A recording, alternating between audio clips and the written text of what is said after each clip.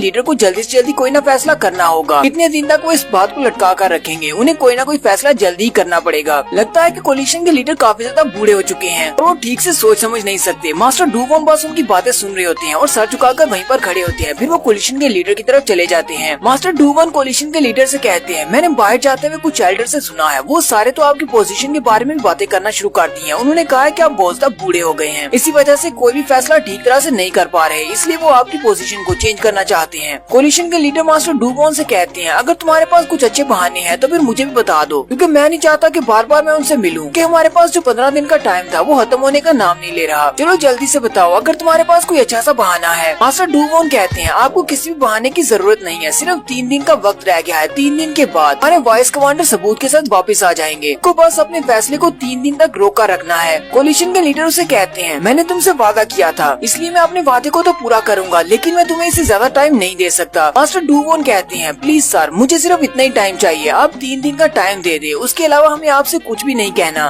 Next scene एक झील के किनारे का दिखाया जाता है, जहाँ पर मोशिन और हानसुजिन दोनों रेस्ट करने के लिए रुकते हैं। वो अपने घोड़ों को वहीं पर छोड़ देते हैं और वहीं पर बैठे होते हैं आराम करने के लिए। हानसुजिन अपना सर झुकाए वहाँ पर बैठी होती है, जबकि मोशिन भी अपने ध्यान बड़ी आराम से खड़ा होता है। गुजुचैंग पहले हानसुजिन की तरफ देखता है, फिर वो मोशिन की तरफ देखता है और फिर वो सामने घोड़ों की तरफ देखता है और सोचता है कि वो यहाँ से भाग सकता है, और वो बड़ी स्पीड के साथ घोड़े की तरफ भागता है। वो भी भागकर घोड़े की तरफ जा ही रहा होता है कि मोशिन उसे कहता है, मैंने तुमसे पहले भी कहा था, अगर इस तरह की कोई हरकत की तो तुम मारे जाओगे। हानसुजिन भी बोलती है और कहती है, मैंने तो पहले ही कहा था कि हम लोग इसकी टांगे काट देते हैं और उसके बाद ये भाग नहीं पाएगा। ये बात सुनते ही गुजू बहुत ज्यादा घबरा जाता है। गुजुचैंग उनसे कहता है, तुम लोगों को मिसअंडरस्टैंड करने की जरूरत नहीं है, मैं तो यहाँ से भाग नहीं रहा था, मैं तो बस चेक कर रहा था कि क्या तुम दोनों वाकई में एक्टिव हो या नहीं। और वैसे भी अब मैंने काफी देर तक आराम कर लिया है, इसलिए मैं घोड़े की तरफ जा रहा था कि हम लोग यहाँ से जा सके। यहाँ पर ज्यादा देर तक रुकना ठीक नहीं होगा। मोशन पहले तो बड़ी आराम से उसकी बात सुन रहा होता है, लेकिन उसी वक्त उसे कुछ महसूस होता है और वो दूसरी तरफ देखता है। गुजुचैंग उसे कहता है, तुम्हें क्या हुआ, क्या तुम्हें कुछ महसूस हो रहा है। मोशन जिस रास्ते से आया होता है वापस उसी रास्ते की तरफ देख रहा होता है और उनसे कहता है, मुझे लगता है कि हमें यहाँ से जल्दी चलना चाहिए। जैसा कि गुजुचैंग ने कहा है कि हमने काफी आराम कर लिया है, चलो यहाँ से चलते हैं। और साथ ही मोशन हानसुजिन से कहता है, हमें तैयारी करना होगी। हानसुजिन भी उसकी बात सुनकर काफी हैरान होती है, लेकिन वो समझ जाती है जैसे कि हमारे पीछे कोई दुश्मन आ रहा है। मोशन और हानसुजिन अपने घोड़े लेकर वहाँ से चले जाते हैं। उनके जाने के थोड़ी देर के बाद वो असैसिन वहाँ पर आते हैं, मास्टर लैंगबिन के साथ ही होते हैं। वो वहाँ पर आकर रेत के ऊपर घोड़ों के खुर के निशान देखते हैं और वो साथ ही सारे के सारे एरिया को स्कैन करते हैं और कहते हैं, यहाँ पर 2 घोड़े थे। और साथ ही वो फुटप्रिंट्स को भी चेक कर लेते हैं। वो कहते हैं, यहाँ पर इनके फुटप्रिंट्स उन घोड़ों के पाँव से मैच करते हैं जिनका हम लोग पीछा कर रहे हैं। वहीं पर घोड़े की लीद भी पड़ी होती है। एक असैसिन उसको चेक करता है और कहता है, ये अभी तक गर्म है, इसका मतलब यहाँ से गए हुए ने भी ज्यादा टाइम नहीं हुआ, तकरीबन 20 मिनट हुए होंगे।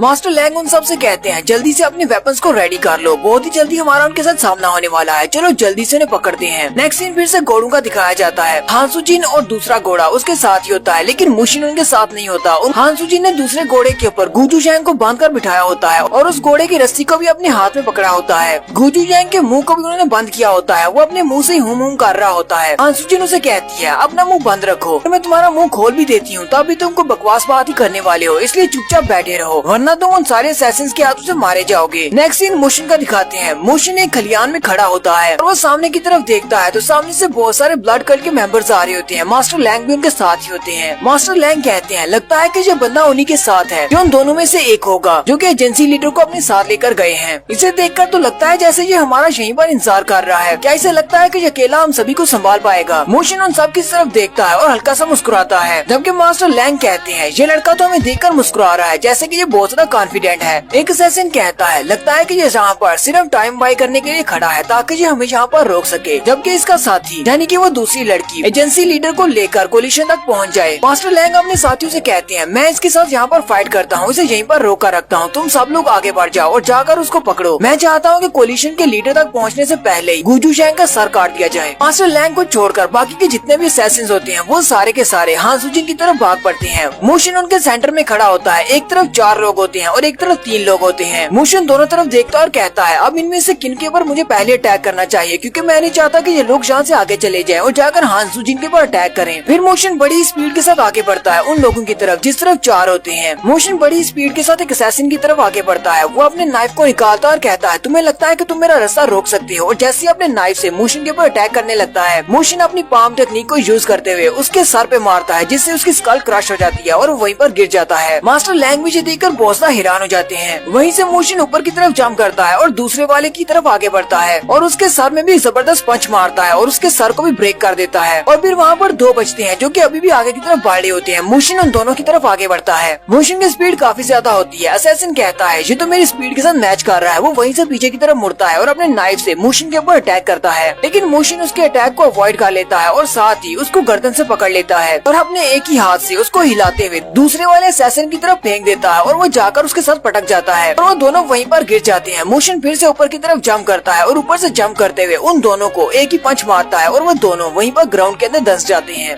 अपनी तरफ के चारों को मारने के बाद मोशन बाकी के तीनों की तरफ देखता है और कहता है मुझे लगता है कि सारे के सारे प्रोफेशनल असैसिन्स हैं। इन्हें अपने कॉमरेड्स के मरने का कोई भी अफसोस नहीं है। ये उनको बचाने के लिए रुक भी नहीं रहे, बल्कि इन्हें सिर्फ अपने मिशन को पूरा करने से मतलब है। मोशन बड़ी स्पीड के साथ बाकी के तीनों पर अटैक करने के लिए आगे बढ़ता है, लेकिन उसी वक्त वो पीछे की तरफ देखता है तो मास्टर लैंग उस पर अटैक करने के लिए आगे बढ़ते हैं। मोशन कहता है मैं इस बंदे के बारे में तो भूल ही गया था जो कि यहाँ पर सेंटर में खड़ा है। मोशन अपने ध्यान आगे बढ़ रहा होता है, जबकि उसी वक्त मास्टर लैंग अपनी जंजीर से बंधी हुई अपनी तलवार को निकालते हैं और मोशन के ऊपर अटैक करते हैं। मोशन वहीं पर भागते हुए उनके अटैक को अवॉइड कर लेता है और साथ ही वो एक चेन स्वॉर्ड को देखकर काफी ज्यादा हैरान हो जाता है, क्योंकि वो एक तलवार होती है जो कि एक चेन के साथ बंधी होती है। मास्टर लैंग अपनी चेन स्वॉर्ड को वापस अपनी तरफ खींच लेते हैं और अपने हाथ में पकड़ लेते हैं। तो वहीं से फिर से अपनी चेन स्वॉर्ड को घुमाते हुए मोशन के ऊपर फिर से अटैक करते हैं। मोशन फिर से उसके अटैक को डॉज कर लेता है। ये देखकर मास्टर लैंग बहुत ज्यादा हैरान होते हैं, क्योंकि उनकी चेन स्वॉर्ड की स्पीड काफी ज्यादा होती है और कोई भी उनके अटैक को डॉज नहीं कर सकता। मास्टर लैंग फिर से अपनी चेन स्वॉर्ड को पीछे खींच लेते हैं। इस बार वो रुक जाते हैं। मोशन सोच रहा होता है इसकी चेन स्वॉर्ड के साथ इसका एक्सपीरियंस तो काफी ज्यादा है, इसको बहुत ही अच्छे से कंट्रोल कर रहा है। मोशन कहता है यहाँ पर ये जो एक बंदा है ये उन तीनों से ज्यादा खतरनाक है, तो मुझे इसे यहीं पर संभालना होगा, क्योंकि अगर ये वहाँ पर पहुँच गया तो ये साथ में हांस जिनको भी मार डालेगा। मास्टर लैंग भी अपने चारों मरे हुए साथियों की तरफ देखते हैं और कहते हैं ये लड़का वाकई में बहुत ज्यादा स्ट्रॉन्ग है। इसने मेरे 4 असैसिन्स को मार डाला है और ये मेरे चेन स्वॉर्ड को भी बहुत ही आसानी से डॉज कर सकता है। न सिर्फ इसके पास स्ट्रेंथ है बल्कि इसके पास स्पीड भी है। मोशन मास्टर लैंग से कहता है वैसे इस वाक़ये को ज्यादा दिन नहीं हुए, कुछ दिन पहले ही मैंने एक बड़े से बंदे को बहुत ज्यादा पीटा था और उसे मारने के बाद उसकी डेड बॉडी को तुम्हारे पास भेजा था। क्या तुम्हें उसकी डेड बॉडी मिल गई या नहीं? मास्टर लैंग भी मोशन की ये वाली बात सुन के काफी ज्यादा गुस्सा हो जाते हैं। मास्टर लैंग उसे कहते हैं जिस बंदे की डेड बॉडी की तुम बात कर रहे हो वो हमारे मास्टर जैंग डाइजुन थे। और साथ ही मास्टर हंसना शुरू कर देते हैं और कहते हैं तो इसका मतलब हिबीपेंग क्लैन में हमारे मास्टर जैंग डाइजुन को तुमने मारा था। मुझे पता है तुम कौन हो, तुम वाइस कमांडर हो जोंगशियन ग्रुप के। तुम्हारा नाम मोजियन है। मोशन अपनी पावर्स को रिलीज करते हुए कहता है अगर तुम्हें जरा सा भी अंदाजा हो कि मैं कौन हूँ तो फिर उसके बाद तुम्हें पता चल जाएगा कि तुम्हारी सिचुएशन इस वक्त क्या है। तुम होती जहाँ से डरकर भाग जाओगे। मास्टर लैंग उसे कहते हैं ऐसा तो सोचना भी मत, हमें ये बात अच्छी तरह से पता है कि तुम काफी ज्यादा स्ट्रॉन्ग हो और फ्यूचर में हमारे ब्लड कल्ट के प्लान्स के रास्ते में बहुत बड़ी रुकावट बन सकती हो, इसलिए मेरे पास बहुत ही अच्छा मौका है तुम्हें हमेशा के लिए रास्ते से हटाने का। जबकि मोशन उसकी बात सुनने के बाद हल्का सा मुस्कुरा देता है। मास्टर लैंग उसे कहते हैं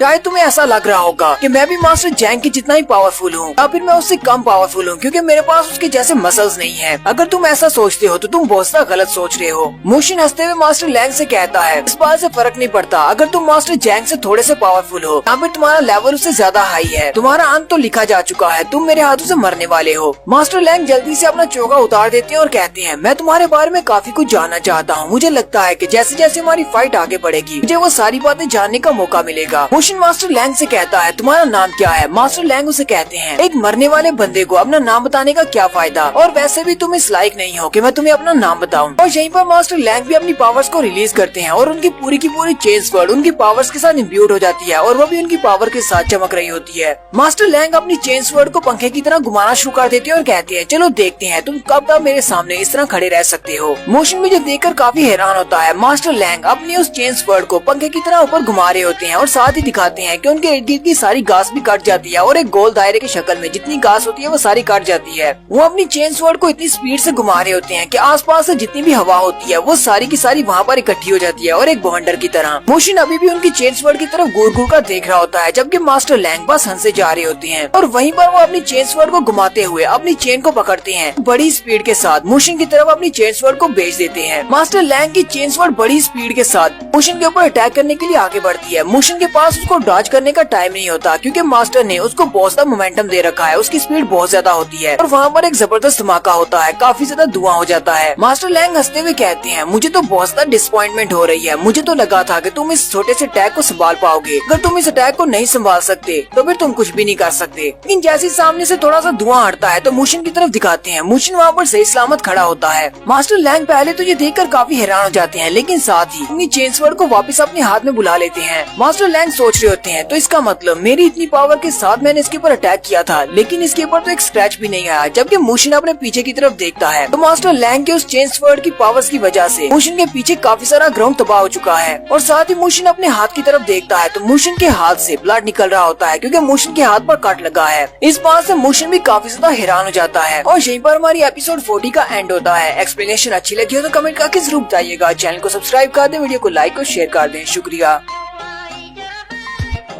हेलो गाइस, कैसे हैं आप सब लोग। Peak of the master world के एपिसोड 41 के साथ हाजिर हूँ। तो लास्ट एपिसोड के एंड पे हमने देखा था मास्टर लैंग अपनी चेन स्वॉर्ड के साथ मोशन के ऊपर अटैक करते हैं और वहाँ पर एक जबरदस्त धमाका होता है। मोशन अपने हाथ की तरफ देखता है तो मोशन के हाथ से ब्लड निकल रहा होता है और यहीं पर मोशन बैकग्राउंड सीन में दिखाता है कि यहाँ पर हुआ क्या।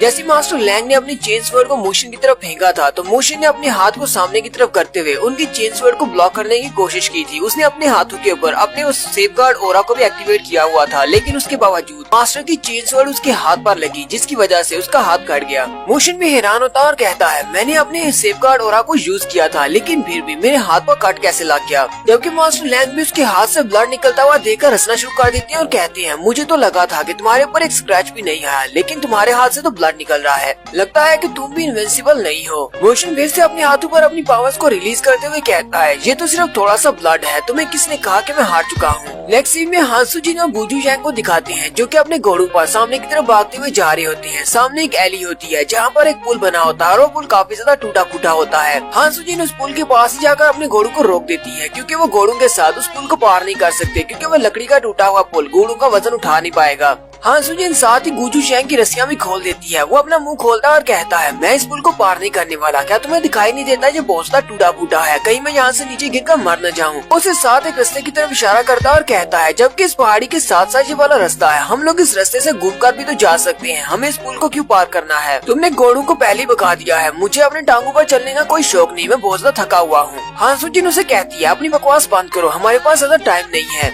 गुजू शैंग उसे कहता है, तुमने मुझे बांधकर घोड़े के ऊपर बिठाया हुआ था, जिसकी वजह से मेरी टांगों में से सारी एनर्जी चली गई है, अब मैं नहीं चल सकता। हांसुजिन उसे कहती है, तो क्या तुम चाहते हो कि मैं तुम्हारी टांगों के अंदर थोड़ी सी एनर्जी भर दूं? ये बात सुनते ही गुजू शैंग बहुत ज्यादा डर जाता है और उसे कहता है, चलो ठीक है, आगे आगे मैं चलूंगा। और उन तीनों असैसिन्स को भी दिखाते हैं जो कि मोशन से भागकर आ गए थे। वो तीनों भी उस एली में पहुंच चुके हैं। गुजू शैंग आगे आगे चल रहा होता है, जबकि हांसुजिन उसके पीछे होती है। हांसुजिन उसे कहती है, क्या तुम थोड़े से तेज नहीं चल सकते, हमारे पास इतना टाइम नहीं है। गुजू शैंग उसे कहता है, क्या तुम्हें दिखाई नहीं देता, ये ब्रिज बहुत ज्यादा टूटा फूटा है, अब मुझे नीचे फोकस करने दो, कहीं ऐसा ना हो कि मैं यहाँ से नीचे गिर जाऊँ। और गुजू शैंग फिर से आहिस्ता आहिस्ता से पुल के ऊपर चलना शुरू कर देता है। जबकि हांसुन पीछे एली की तरफ देखती है तो उसे वहाँ से किलिंग इंटेंट महसूस होता है। जैसे उसे पता चल जाता है कि पीछे से असैसिन्स आ रहे हैं। हांसुजिन उसे कहती है, एजेंसी लीडर। वो उसे कहता है, मैंने तुमसे कहा ना कि मुझे परेशान मत करो, मैं आराम से इसको पार करूंगा। लेकिन हांसुजिन साथ ही उसे पीछे से जबरदस्त किक मारती है और उसे पुल से पार फेंक देती है। एजेंसी लीडर भी पुल के पार जाकर गिरता है और अपनी तशरीफ पे हाथ रखते हुए कहता है, ये तुमने क्या किया, कहीं तुम पागल तो नहीं होगी, तुम मेरे साथ ऐसा कैसे कर सकती हो, मैंने तुमसे कहा भी था कि मैं पुल को पार कर लूंगा। हांसुजिन उसे कहती है, अब रोना धोना बंद करो, हमें जल्दी से यहाँ से भागना होगा, क्योंकि कोई हमारा पीछा कर रहा है।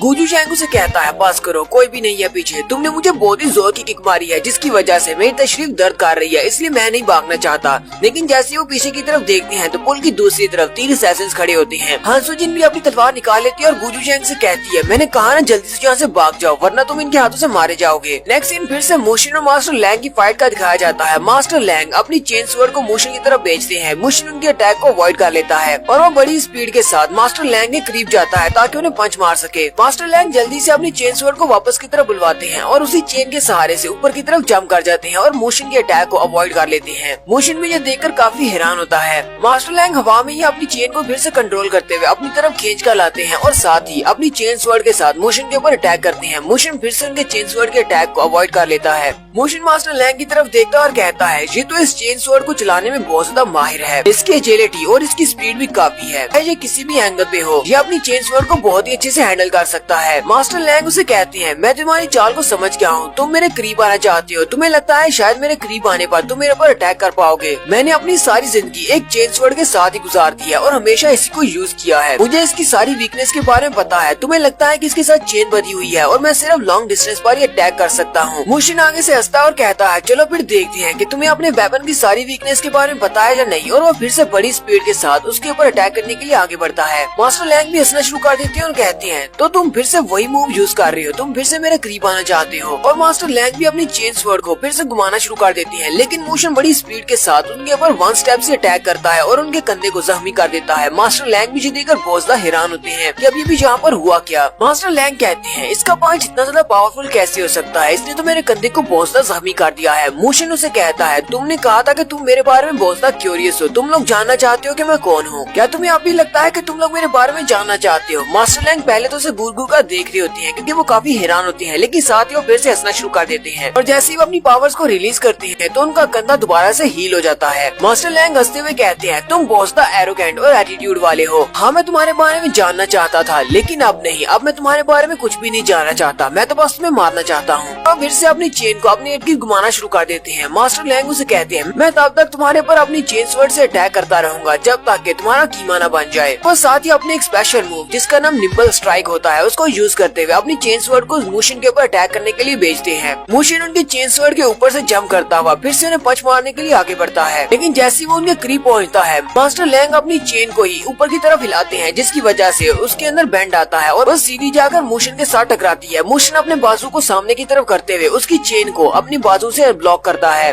इसे देखकर तो मास्टर लैंग भी काफी हैरान होती है। मास्टर लैंग उसे अपने करीब नहीं आने दे रहे क्योंकि पहले अटैक की वजह से वो काफी ज्यादा डरे हुए हैं, क्योंकि उन्हें पता है कि अगर ये उनके करीब पहुंच गया तो ये फिर से उनके ऊपर अपना पंच मारेगा, जिसकी वजह से मास्टर लैंग को काफी ज्यादा नुकसान हो सकता है। मुशिन भी इस बात को समझ जाता है। मुशिन कहता है ये मुझे अपने करीब नहीं आने दे रहे, लगता है कि इसे पता चल चुका है मेरी फिजिकल स्ट्रेंथ इससे बहुत ज्यादा है। जबकि मास्टर लैंग सोच रहे होते हैं थोड़ी देर पहले मेरी चेन इसके बाजू के साथ टकराई थी, लेकिन इसके बाजू को कुछ भी नहीं हुआ, ऐसा कैसे हो सकता है। मुशिन उसके इर्द गिर्द सर्कल में भागना शुरू करता है। मुशिन की स्पीड काफी ज्यादा होती है। मास्टर लैंग कहते हैं इसकी स्पीड पहले से ज्यादा कैसे हो सकती है। मास्टर लैंग अपनी चेन स्वॉर्ड को दायरे में घुमा रही होती है, जबकि मुशिन उनकी चेन स्वॉर्ड के साथ साथ ही दायरे में घूम रहा होता है। मास्टर लैंग हंसते हुए कहते हैं चाहे तुम्हारे पास कितनी ही स्पीड क्यों ना हो, तुम यहाँ पर मेरे पर अटैक नहीं कर सकते क्योंकि मैं अपनी चेन को घुमा रहा हूँ। चाहे तुम्हारी स्पीड कितनी क्यों ना हो, मेरी चेन स्वॉर्ड से तुम्हारी स्पीड ज्यादा नहीं हो सकती। मास्टर लैंग अभी भी उसी की तरफ ही देख रहे होते हैं और हंसते हुए कहते हैं अगर तुम मेरे ऊपर अटैक नहीं करना चाहते तो फिर ठीक है, मैं पहले तुम्हारे ऊपर अटैक करता हूँ। वो उसकी लोकेशन को मार्क करते हैं और साथ ही अपनी चेन स्वॉर्ड को घुमाते हुए इस पर अटैक करते हैं। मुशिन क्योंकि एक दायरे में स्पीड में भाग रहा है, इसलिए मास्टर लैंग सोच रहे होते हैं कि वो इस अटैक को अवॉइड नहीं कर पाएगा। एक तरफ से उनकी चेन स्वॉर्ड सामने की तरफ जा रही होती है, जबकि दूसरी तरफ से मुशिन आ रहा होता है, लेकिन मुशिन वहाँ पर चेन स्वॉर्ड के करीब जाते ही अपने पाँव को पीछे की तरफ मोड़ता है और वहीं से घूम जाता है। मास्टर लैंग भी देखकर काफी ज्यादा हैरान हो जाते हैं। मुशिन उनकी चेन स्वॉर्ड के साथ साथ ही भाग रहा होता है और साथ ही अपने बाजू के ऊपर अपने सेफगार्ड ऑरा को एक्टिवेट करते हुए उनकी चेन स्वॉर्ड को सेंटर से बेंड कर देता है, जिसकी वजह से उनकी चेन स्वॉर्ड पीछे की तरफ से घूमती हुई सीधी मास्टर लैंग की तरफ ही चली जाती है। मास्टर लैंग की चेन स्वॉर्ड की स्पीड क्योंकि काफी ज्यादा होती है, उनकी अपनी चेन स्वॉर्ड उनके अपने पेट में जाकर लगती है और वो उसको अवॉइड भी नहीं कर पाते। और साथ ही मुशिन ने उनकी चेन को अपने हाथ में पकड़ा होता है। मुशिन उनकी चेन को अपने हाथ में पकड़कर अपनी तरफ खींचता है, जिससे मास्टर भी उस चेन स्वॉर्ड के साथ ही उड़ते हुए मुशिन की तरफ आ जाते हैं और साथ ही मुशिन वन स्टेप को यूज करते हुए उन्हें एक जबरदस्त पंच मारता है, जिससे मास्टर फिर से पीछे की तरफ जाकर गिरते हैं।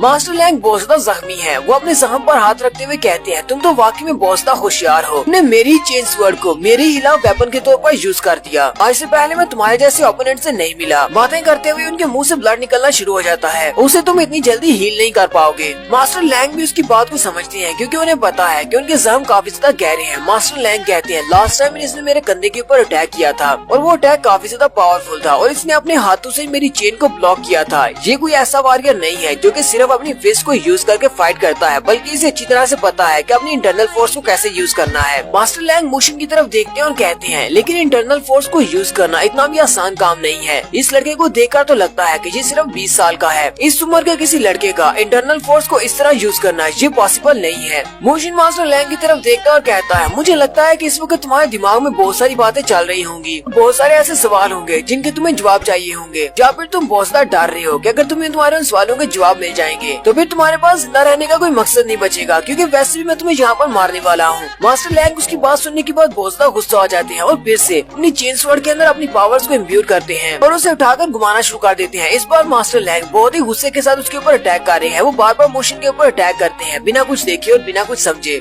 लेकिन मुशिन भी उनके अटैक्स को अवॉइड किए जा रहा है।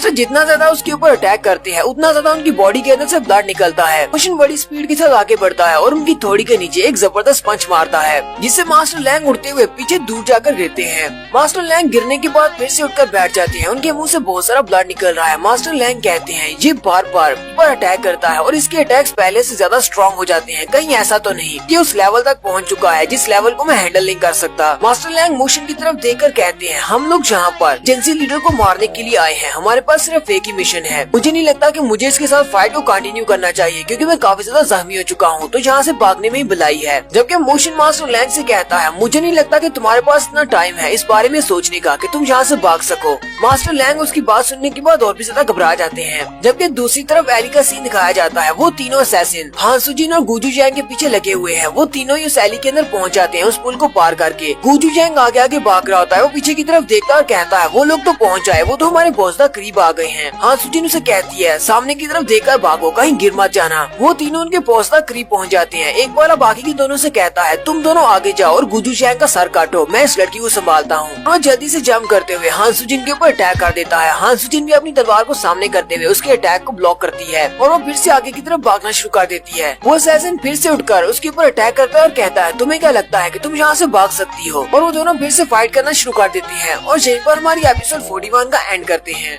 एपिसोड की एक्सप्लेनेशन अच्छी लगी हो तो कमेंट करके जरूर बताइएगा। चैनल को सब्सक्राइब कर दे, वीडियो को लाइक और शेयर कर दें। शुक्रिया।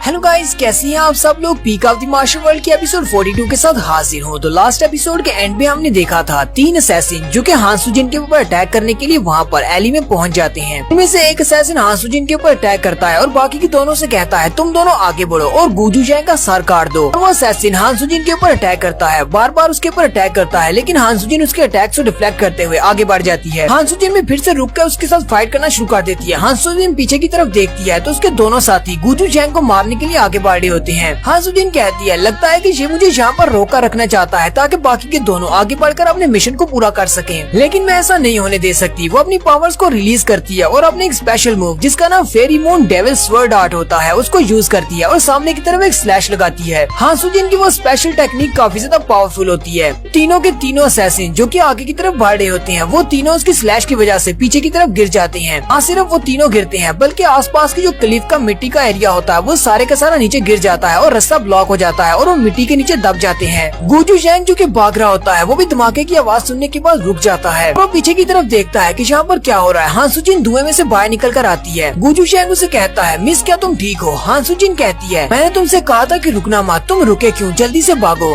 गुजू जैंग कहता है लेकिन तुमने तो उन सभी को मार दिया है, फिर हमें भागने की जरूरत क्या है, हम लोग आराम से चल भी तो सकते हैं। उसी वक्त पीछे इस मलबे के नीचे दिखाते हैं वो तीनों के तीनों असैसिन उस मिट्टी के नीचे से बाहर निकल आते हैं। इस बार वो काफी ज्यादा गुस्से में होते हैं और अपनी पावर्स को रिलीज कर रहे होते हैं। उनमें से एक असैसिन कहता है इसने अभी अभी अपनी जो तलवारबाजी के स्किल्स दिखाए हैं वो सारे म्यूरिम कोलिशन के तो नहीं लगते, लगता है कि ये भी किसी कल्ट की मेंबर है। दूसरा असैसिन उसे कहता है मुझे लगता है कि ये लड़की काफी ज्यादा स्ट्रॉन्ग है और हमारे रास्ते की मुश्किल बन सकती है, इसलिए पहले इसको मारना पड़ेगा। वैसे भी वो एजेंसी लीडर कितनी दूर तक भागकर जा सकता है, पहले इसको मारते हैं फिर गुजू जैंग का सर काटेंगे। तीसरा असैसिन उनसे कहता है तो फिर ठीक है, तीनों मिलकर अटैक करते हैं। हान सुजिन गुजू जैंग से कहती है एजेंसी लीडर अब चाहे कुछ भी हो जाए, चाहे तुम्हें पीछे से कौन सी भी आवाज क्यों ना आए, रुकना मत, बस भागते रहो। वो तीनों भी अपनी चोगे उतार देते हैं। हान सुजिन पर अटैक करने के लिए आगे बढ़ते हैं। गुजू जैंग उसे कहता है मुझे पता है कि मैं इस पोजीशन में नहीं हूँ और ना ही मैं कोई अच्छा इंसान हूँ, लेकिन फिर भी यहाँ पर मरना मत। और साथ ही वो भागते हुए कहता है और अगर तुम यहाँ पर मरने वाली हो तो फिर कम से कम मुझे इतना टाइम दे देना कि मैं यहाँ से दूर भाग जाऊँ और ये मुझे पकड़ ना सके। वो असैसिन एक दूसरे से कहते हैं हमें यहाँ पर इस लड़की पर ज्यादा टाइम जाया नहीं करना, चलो जल्दी से आगे बढ़ते हैं और इसको जल्दी से मार देते हैं ताकि एजेंसी लीडर को मार कर वापस जाया जाए। और फिर वो तीनों ही बड़ी स्पीड के साथ आगे बढ़ते हैं। वो तीनों ही क्योंकि प्रोफेशनल असैसिन्स हैं, वो तीनों अपनी स्ट्रेंथ को कंबाइन करते हुए एक साथ अटैक करते हैं और तीनों की हार्मोनी काफी ज्यादा अच्छी होती है। नेक्स्ट सीन मोशिन और मास्टर लैंग का दिखाया जाता है। मास्टर लैंग कहते हैं हमारा टारगेट एजेंसी लीडर गुजू जैंग है और अब तक तो उसका सर कट चुका होगा कि मेरे साथी वहाँ तक पहुँच गए होंगे। मेरे यहाँ पर रुकने का कोई मकसद नहीं है, इसलिए मैं यहाँ से जा रहा हूँ। चलो मैं तुम्हारे सामने अपनी हार को मान लेता हूँ, ठीक है मैं बहुत ज्यादा इग्नोरेंट था था, इसी वजह से तुम्हारे सामने हार गया हूँ। और साथ ही वो अपने पास एक स्मोक बॉम्ब निकालता है और उसे वहीं पर फोड़ देता है, जिसके अंदर से बहुत सारा धुआं निकलता है। वो इसी सारे धुएं में गायब होने वाला है। धुएं के अंदर जाने के बाद मास्टर लैंग उसे कहते हैं, हालांकि यहाँ पर इस फाइट में मैं तुमसे हार गया हूँ, लेकिन हमारा कल्ट जीत गया है। गुजू शैंग को हमारे लोगों ने मार दिया होगा, इसलिए तुम हीबी पैंग क्लैन को नहीं बचा पाओगे। तो अगर देखा जाए तो इस फाइट को भी मैं ही जीता हूँ और साथ ही मेरा कल्ट जीता है। तुम्हारी म्यूरिम कोलिशन हार चुकी है। जैसे ही मास्टर लैंग वहाँ से भागने लगते हैं, मोशिन उसे कहता है, तुम्हें और तुम्हारे लोगों को हमारे सामने नहीं आना चाहिए था, क्योंकि अब तक तुम सभी लोग छुप कर बैठे हुए थे। तुम्हारे किसी भी बंदे के बारे में हमें नहीं पता था। मोशिन उसे कहता है, क्या तुमने इस बात को नोटिस किया? एजेंसी लीडर गुजू शैंग को हम लोगों ने किडनैप किया है। इस बारे में किसी को भी नहीं पता था, सिर्फ हमारी कोलिशन के कुछ लोगों को पता था। फिर तुम्हारे पास ये न्यूज कैसे पहुंची? तुम लोग यहाँ पर हम पर अटैक करने के लिए कैसे आए? मास्टर लैंग भी उसकी बात सुनकर वहीं पर रुक जाते हैं। मोशिन उसे कहता है, म्यूरिम कोलिशन में सिर्फ कुछ ही लोगों को इस बारे में पता है। मुझे लगता है कि म्यूरिम कोलिशन के अंदर भी तुम्हारा कोई न कोई ऐसा स्पाई है जो कि तुम्हें ये सारी खबरें पहुंचाता है, क्योंकि वहीं से तुम्हें इस बारे में पता चल सकता है। हम लोग यहाँ पर शांसी ब्रांच में आए हैं गुजू शैंग को पकड़ने के लिए। तुमने यहाँ पर मेरे सामने आकर ये बात साबित कर दी है कि वाकई में म्यूरिम कोलिशन में कोई न कोई ऐसा गद्दार है जो कि तुम्हारे लिए काम कर रहा है। अब चूंकि मुझे इस बारे में पता चल चुका है, मैं तो यहाँ से वापस जाते ही म्यूरिम कोलिशन में तुम्हारा जो गद्दार है उसको ढूंढ निकालूंगा और उसे मार डालूंगा, और फ्यूचर में तुम लोग ऐसा कोई भी प्लान नहीं बना पाओगे। इसलिए तुम्हारे पास सिर्फ यही आज ही का मौका है। तुम मुझे यहीं पर मार डालो, नहीं तो मैं जाकर तुम्हारे उस गद्दार को मार डालूंगा, तुम्हारे उस स्पाई को। अगर आज तुम मुझे यहाँ पर जिंदा छोड़ दोगे तो तुम्हारे ब्लड कल्ट वालों को बहुत बड़ा नुकसान हो जाएगा, वो भी सिर्फ तुम्हारी वजह से। मास्टर लैंग उसकी बात सुनने के बाद वहीं पर रुक जाते हैं और बहुत ज्यादा गुस्से में होते हैं, और साथ ही वो अपनी चेन को फिर से घुमाना शुरू करते हैं। वो जैसे अपनी चेन को घुमाते हैं, उनके इर्द गिर्द जितना भी स्मोक होता है वो सारे का सारा गायब हो जाता है। मास्टर लैंग ने अपनी उस चेन को घुमाते हुए एक बड़ा सा टोर्नेडो बनाया होता है। वो मोशिन को मारने के लिए वहीं पर रुक जाते हैं। मोशिन उनसे हंसते हुए कहता है, मुझे अभी तक तुमने अपने नाम के बारे में नहीं बताया, तुम्हारा नाम क्या है? लेकिन मास्टर लैंग उसे आगे से कोई भी जवाब नहीं देते, बस अपनी चेन को घुमाए जा रहे होते हैं। मोशिन भी आगे से हल्का सा मुस्कुराता है और अपनी पावर्स को रिलीज करते हुए फाइट करने के लिए रेडी हो जाता है। मास्टर लैंग काफी ज्यादा जख्मी है। वो जैसे अपनी पावर्स को रिलीज करते हैं, उनके मुंह से ब्लड निकलना शुरू हो जाता है, लेकिन फिर भी मोशिन को मारना बहुत ज्यादा जरूरी है। वो अपनी चेन को घुमाते हुए उसके साथ ही जंप करते हुए आगे की तरफ बढ़ते हैं, बिल्कुल एक ड्रिल मशीन की तरह। यहाँ पर ड्रिल मशीन की जगह पर उनकी वो स्वर्ड चेन है जो कि उनके सामने गोल दायरे में घूम रही है, और वो खुद उसके साथ साथ आगे की तरफ बढ़ रहे हैं ताकि वो मोशिन पर अटैक कर सके। मास्टर लैंग उसे कहते हैं, चाहे तुम कितने ही स्ट्रॉन्ग क्यों ना हो, तुम मेरे इस ड्रिल वाले अटैक से नहीं बच पाओगे। जबकि मोशिन भी सामने की तरफ से अपने वन स्टेप को यूज करते हुए उनकी चेन स्वर्ड के ऊपर अपना पहला पंच मारता है। वो जैसे ही अपना पहला पंच मारता है, मास्टर लैंग वहीं पर रुक जाते हैं, लेकिन उनकी वो चेन स्वर्ड अभी भी घूम रही होती है। मोशिन साथ ही अपने सेकंड स्टेप को यूज करते हुए दूसरा पंच मारता है, और वो पंच भी काफी ज्यादा स्ट्रॉन्ग होता है। मास्टर लैंग तो जैसे अपनी लिमिट तक पहुंच चुके हैं, उनके मुंह से बहुत सारा ब्लड निकल रहा होता है, क्योंकि वो बहुत सारी की पावर को यूज कर रहे हैं। मोशिन साथ ही अपनी और भी पावर को रिलीज करते हुए अपने थर्ड स्टेप को यूज करता है और तीसरा पंच मारता है। और जैसे ही मोशिन तीसरा पंच मारता है, तीसरे पंच के साथ ही मास्टर की चेन स्वर्ड की चेन टूट जाती है और उनका मुंह वहीं पर बेकार हो जाता है। उन्होंने अपने हाथ में अपनी चेन स्वर्ड की चेन को पकड़ा होता है, उनका हाथ भी बहुत ज्यादा जख्मी हो जाता है, जबकि मोशिन उनकी चेन स्वर्ड को अपने हाथ में पकड़ लेता है। मास्टर लैंग इस बात से बहुत ज्यादा हैरान होते हैं और उसे कहते हैं, तुम तो सिर्फ एक फिस्ट फाइटर हो, तुम इतने ज्यादा स्ट्रॉन्ग कैसे हो सकते हो? मोशिन ऊपर की तरफ जंप करता है और अपने फोर्थ स्टेप को यूज करते हुए अपनी तलवार की मदद से उसकी बॉडी के ऊपर बहुत सारे काट लगाता है। वो मास्टर लैंग की बॉडी को छोटे छोटे पीसेस में काट देता है। मोशिन अपनी इतनी ज्यादा पावर को रिलीज करता है कि नीचे ग्राउंड के ऊपर भी काट लगते हैं उसकी बॉडी के आर पार होकर। तो मास्टर लैंग की बॉडी वहीं पर टुकड़े टुकड़े होकर गिर जाती है। मास्टर लैंग मरने से पहले अपने आखिरी अल्फाज कहते हैं, मेरे असैसिन्स ने गुजू शैंग का सर काट दिया होगा। क्योंकि मोशिन को हान सुजिन की फिक्र होती है। साथ ही नेक्स्ट सीन हान सुजिन का दिखाया जाता है। वो तीनों वॉरियर्स ऊपर की तरफ जंप करते हुए हान सुजिन के ऊपर एक साथ अटैक करते हैं। हान सुजिन अपनी तलवार को सामने करते हुए सबसे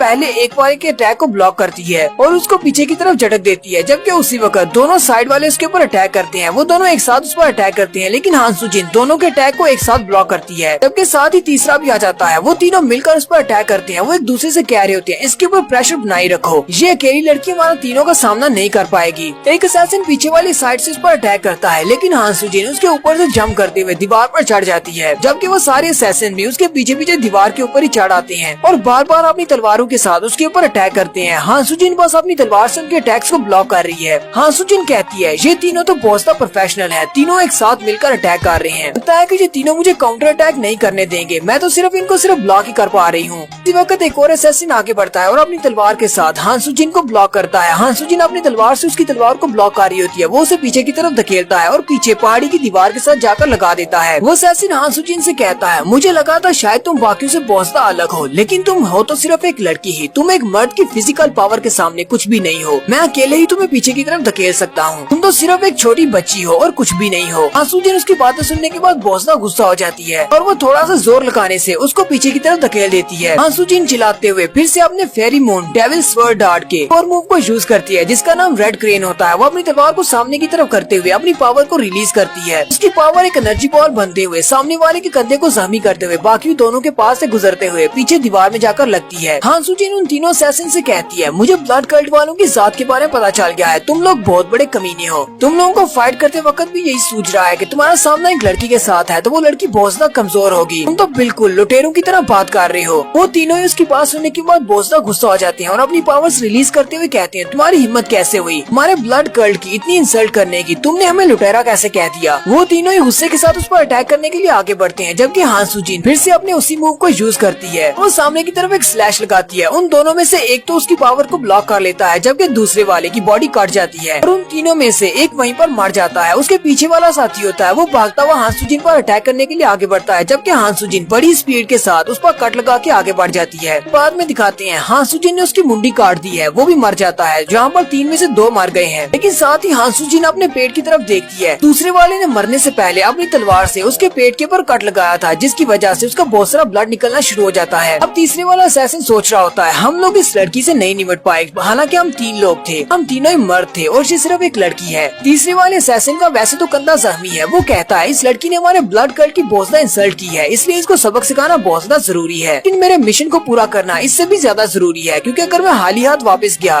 तो मैं वैसे भी मरने वाला हूँ, इसलिए मुझे एजेंसी लीडर को पहले मारना होगा। तो बड़ी स्पीड के साथ गुजू जैंग के पीछे भागता है। हांसुजिन भी उसके पीछे भागने की कोशिश करती है, लेकिन जैसे ही वो भागने लगती है उसका जख्म खुल जाता है और उसके अंदर से बहुत सारा ब्लड निकलता है और वो वहीं पर गिर जाती है। हांसुजिन अपने जख्म पर हाथ रख के वहीं पर खड़ी हो जाती है और सोच रही होती है कि अब मैं क्या करूँ। मेरा जख्म तो काफी ज्यादा गहरा है, अगर मैं ज्यादा तेज भागूंगी तो ये जख्म और ज्यादा खुल जाएगा, बहुत ज्यादा ब्लीडिंग से मैं यहीं पर मर जाऊंगी। वो आगे बढ़ती है और एक मरे हुए असैसिन की बॉडी के ऊपर लिपटे हुए कपड़े को खोल लेती है और कहती है, वैसे तो मैं इन असैसिन्स की किसी भी चीज को यूज नहीं करना चाहती, लेकिन मेरे पास और कोई भी चॉइस नहीं है। वो उस कपड़े को अपने जख्म के ऊपर बांध लेती है ताकि उसकी ब्लीडिंग रुक जाए और वो फिर से उस असैसिन के पीछे भागना शुरू कर देती है। और यहीं पर हमारी एपिसोड 42 का एंड होता है। एक्सप्लेनेशन अच्छी लगी हो तो कमेंट करके जरूर बताइएगा। चैनल को सब्सक्राइब कर दे, वीडियो को लाइक और शेयर कर दे। शुक्रिया। हेलो गाइस, कैसे हैं आप सब लोग? Peak of the martial world की एपिसोड पर हाजिर हूँ। तो लास्ट एपिसोड के एंड पे हमने देखा था हांसुजिन जख्मी हो जाती है, जबकि एक असैसिन बच जाता है और वो गुजू जैंग को मारने के लिए आगे बढ़ जाता है। हांसुजिन वहीं पर एक असैसिन की बॉडी के ऊपर से एक कपड़े को उतारती है और अपनी कमर के ऊपर बांध लेती है ताकि वो उसके पीछे भाग सके, और वो साथ ही उसके पीछे भागना शुरू करते हैं। जबकि उसी वक्त मूशिन को भी दिखाते हैं। मूशिन भी भागता हुआ हांसुजिन की तरफ आ रहा होता है, लेकिन रास्ते में वो लकड़ी का जो पुल होता है वो टूट चुका है, इसलिए मूशिन वहीं पर रुक जाता है। वो असैसिन बड़ी स्पीड के साथ भाग रहा होता है और गुजू जैंग के काफी करीब पहुंचने वाला होता है, जबकि उसी वक्त हांसुजिन उसके पीछे आ जाती है। वो पीछे की तरफ देखता है और कहता है, ये लड़की तो मेरे पीछे पहुंच आई, लेकिन जैसे वो उसकी कमर की तरफ देखता है तो उसकी कमर से ब्लड निकल रहा होता है। वो कहता है, ये तो काफी जख्मी है, चलो कम से कम हमारी फाइट से ये जख्मी तो हुई। गुजू जैंग सबसे आगे आगे भाग रहा होता है और भागते भागते वो बहुत ज्यादा थक जाता है और वहीं पर नीचे बैठ जाता है और कहता है, अब मैं और ज्यादा नहीं भाग सकता। अब अगर किसी ने मुझे यहाँ पर आकर मारना है तो मुझे आकर मार सकता है, क्योंकि मैं और ज्यादा नहीं भाग पाऊंगा। लेकिन जैसे वो पीछे की तरफ देखता है तो पीछे वो असैसिन और हांसुजिन दोनों ही उसके पीछे होते हैं। असैसिन कहता है, ये तो मुझे मिल गया, चलो इसका काम तमाम करते हैं। जबकि हांसुजिन सोच रही होती है, पता नहीं इस बेवकूफ को क्या लगा जो ये यहाँ पर रुककर सांस ले रहा है। मैंने इससे कहा भी था कि भागते रहना और रुकना मत।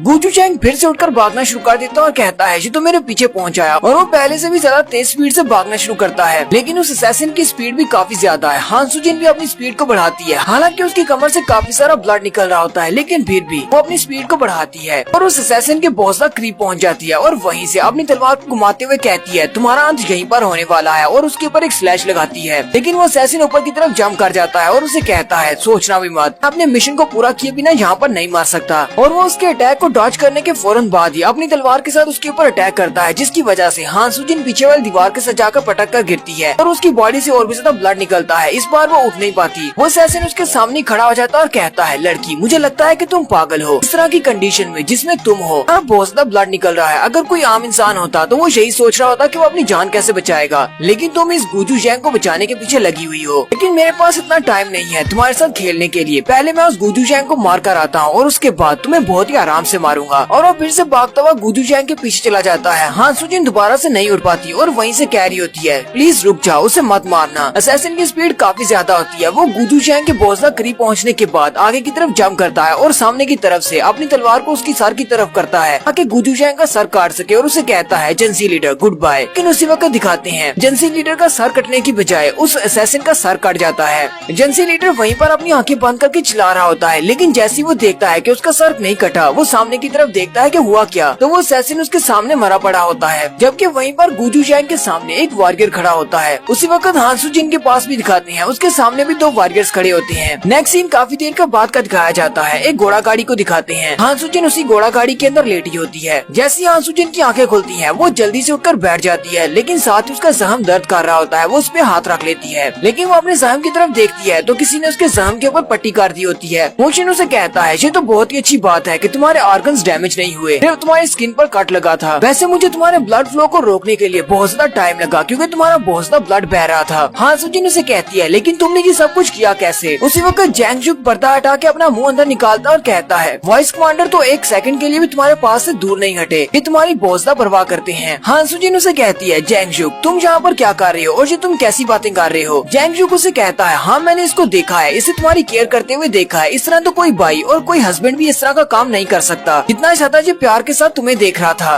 मोशिन भी उसे कहता है इस तरह की बकवास करना बंद करो। हान सुजिन मोशिन से कहती है क्या तुम मुझे बताओगे क्या है यहाँ पर हो क्या रहा है? उसी वक्त घोड़ा गाड़ी के सामने वाली साइड से उसे लड़की की आवाज आती है। वो उसे कहती है वाइस कमांडर ने पहले से ऑर्डर्स दिए हुए थे, हम लोग यहाँ पर तुम्हारा इंतजार करें क्योंकि कुछ भी हो सकता है। ली बियोम भी उनके साथ ही होता है। ली बियोम कहता है मोशिन ने हमें ऑर्डर्स दिए थे कि हम लोग यहाँ पर माउंटेन के ऊपर तुम लोगों का इंतजार करें। हम लोग यहाँ पर टाइम पर पहुँच गए। अशियोन उसे कहती है वैसे हमें थोड़ा सा टाइम लग गया अपनी कैरेज को यहाँ पर लेकर आने में, लेकिन शुक्र है कि हमने तुम्हारी जान बचा ली। हान सुजिन उन सभी की आवाजें सुनने के बाद कहती है यहाँ पर तो हमारी सारी की सारी टीम मौजूद है। वो फिर मोशिन से कहती है तुम अगर मुझे पहले बता देते कि हमारी टीम यहाँ पर हमें हमारी हेल्प करने के लिए आने वाली है तो ज्यादा अच्छा रहता। तुमने तो मेरी जान को खतरे में डाल दिया। हमें लगता है कि ये एक मजाक है। वो चिल्लाकर मोशिन से बात कर रही होती है। मोशिन उसे कहता है जरा आराम से वरना तुम्हारा जख्म फिर से खुल जाएगा। ऐसा ही होता है। हान सुजिन फिर से अपने जख्म पे हाथ रखती है तो उसे बहुत ज्यादा दर्द हो रहा होता है। मोशिन उसे कहता है मुझे लगता है कि तुम्हें और ज्यादा ट्रेनिंग की जरूरत है। अगर सिर्फ 3 लोगों के हाथों से तुम इस तरह बुरी तरह जख्मी हो गई हो तो फ्यूचर में तुम क्या करोगी? हान सुजिन को उसकी बात सुनने के बाद थोड़ा सा बुरा लगता है, लेकिन जैसे ही वो उसकी तरफ देखती है तो उसकी कमर के ऊपर भी चोट लगी होती है। वो उसे कहती है ये सब कुछ तुम्हारे लिए भी है, तुम्हें भी ट्रेनिंग की जरूरत है। मोशिन उसकी बात सुनने के बाद हल्का सा मुस्कुरा देता है, जबकि हान सुजिन दूसरी तरफ मुंह घुमा लेती है और सोच रही होती है मैंने इतना अच्छा काम किया, लेकिन इसने एक बार भी नहीं कहा कि शाबाश तुमने बहुत अच्छा काम किया। गुजू जैंग भी वहीं पर बैठा होता है। वो उनसे कहता है तुम अपने मुंह में क्या बलबल कर रही हो? अब तुम्हें यहाँ पर बात करने का कोई भी हक नहीं है, जबकि तुम अपने काम को भी प्रॉपरली नहीं कर सकती। तुम्हारी वजह से मैं वहाँ पर मरने वाला था। हान सुजिन उसकी बात सुनने के बाद बहुत ज्यादा गुस्सा आ जाती है और मोशिन से कहती है क्या मैं इसको यहाँ पर मार सकती हूँ? नेक्स्ट सीन म्यूरियम कोलिशन का दिखाया जाता है। रात के वक्त का कोलिशन के बैक माउंटेन के ऊपर उसी एल्डर को दिखाया जाता है। वो एल्डर अपने पास से उस सोल्जर को कोई चीज देता है, वही गार्ड जो कि गद्दार है। उसको जो चीज दे रहा है वो कपड़े के अंदर लिपटी होती है, लेकिन उसके अंदर पॉइजन वाली 2 नीडल्स हैं। उस गार्ड से कहता है तुम्हारे पास सिर्फ एक ही मौका होगा, तुम्हें उसे मारना होगा। अगर तुम ये काम नहीं कर पाए फिर तुम्हारा खेल खत्म हो जाएगा। तुम्हें इस काम को खत्म करने के बाद यहाँ से भागना होगा। वो गार्ड उसे कहता है आप बिल्कुल बेफिक्र रहे, मैं अपना काम पूरा करूंगा। तो फिर वो एल्डर वहाँ से वापस अपने घर की तरफ मुड़ पड़ता है। जबकि वहीं पर रास्ते में एक दरख्त के नीचे भिखारी जैंग लेटा होता है। उस एल्डर को वहाँ से गुजरता हुआ देखकर जैंग की भी आंख खुल जाती है। वो उठकर देखता है क्या इतनी रात के वक्त यहाँ पर कौन है। वो उठकर उसके पीछे जाता है और उसे कहता है इतने अंधेरे में तुम्हारी चाल देखकर मैं बता सकता हूँ कि तुम कौन हो। और वो एल्डर वहीं पर रुक जाता है। असल में ये एल्डर भिखारियों का लीडर है। भिखारियों का लीडर भी वहीं पर रुक जाता है। भिखारी जैंग उसे कहता है सर आप इतनी रात को यहाँ पर क्या कर रहे हैं? लीडर ने अपने हाथ में कुछ छुपाया होता है। भिखारी जैंग उसके हाथ की तरफ देखता है तो अपने हाथ को अपने चोगे के नीचे छुपा लेता है। भिखारी जैंग भी उसके साथ साथ चलना शुरू करता है और उसे कहता है सर लगता है आप कहीं पर जा रहे हैं। लीडर उसे कहता है नहीं मैं कहीं पर भी नहीं जा रहा, बल्कि मैं तो वापस आ रहा हूँ। असल में मुझे नींद नहीं आ रही थी, इसीलिए मैं यहाँ पर घूमने फिरने के लिए निकला था ताकि थोड़ी देर घूमने से मुझे नींद आ जाए। भिखारी जैंग कहता है सर लगता है कि आपके दिमाग में बहुत सारी बातें चल रही हैं, आप काफी ज्यादा परेशान हैं, इसीलिए आपको नींद नहीं आ रही। लीडर उसे कहता है क्या मेरी शक्ल देखकर ऐसा लगता है कि मैं काफी ज्यादा परेशान हूँ? भिखारी जैंग कहता है हाँ मैं आपके बारे में ऐसा कह सकता हूँ क्योंकि मैं सालों से आपको जानता हूँ और मैं आपको अच्छी तरह से जानता हूँ। मैं तो आपके सांस लेने के तरीके से बता सकता हूँ आप किस वक्त परेशान है और क्या सोच रहे हैं। भिखारी जैंग लीडर से कहता है मेरे पास अल्कोहल की 2 बॉटल्स हैं, हम दोनों बैठकर पी सकते हैं। लीडर उसे कहते हैं अगली बार, मैं काफी ज्यादा थक चुका हूँ इसलिए मैं सोने के लिए जा रहा हूँ। भिखारी जैंग उसकी बात सुनने के बाद काफी ज्यादा हैरान हो जाता है और साथ ही लीडर से कहता है मैंने कहा ना कि मैं आपको बहुत ही अच्छी तरह से जानता हूँ, अगर आप सोने के बाद भी उठे और मैं आपसे कहूँ कि अल्कोहल पीनी है तो आप फौरन ही मेरे साथ बैठकर पीना शुरू कर देंगे। लीडर उसकी बात सुनने के बाद बहुत ज्यादा मजबूर हो जाते हैं और उसे कहते हैं चलो फिर ठीक है बैठकर पीते हैं। फिर वो दोनों ही पीने के लिए चले जाते हैं। अगले दिन सुबह सुबह का सीन दिखाया जाता है कोलिशन की दीवार के बाहर। कोलिशन की दीवार के साथ ही भिखारी जैंग वहीं पर लेटा होता है और उसकी शराब की बोतल भी उसके पास ही पड़ी होती है, जबकि 2 गार्ड्स उसके पास से गुजरते हैं और कहते हैं इन भिखारियों को तो देखो, जहाँ पर दिल करता है वहीं पर सो जाते हैं। पता नहीं कोलिशन ने इन सारे भिखारियों को रखा क्यों हुआ है। सूरज जब आसमान पे चढ़ आता है यानी कि दोपहर हो जाती है, दोपहर के वक्त तक भी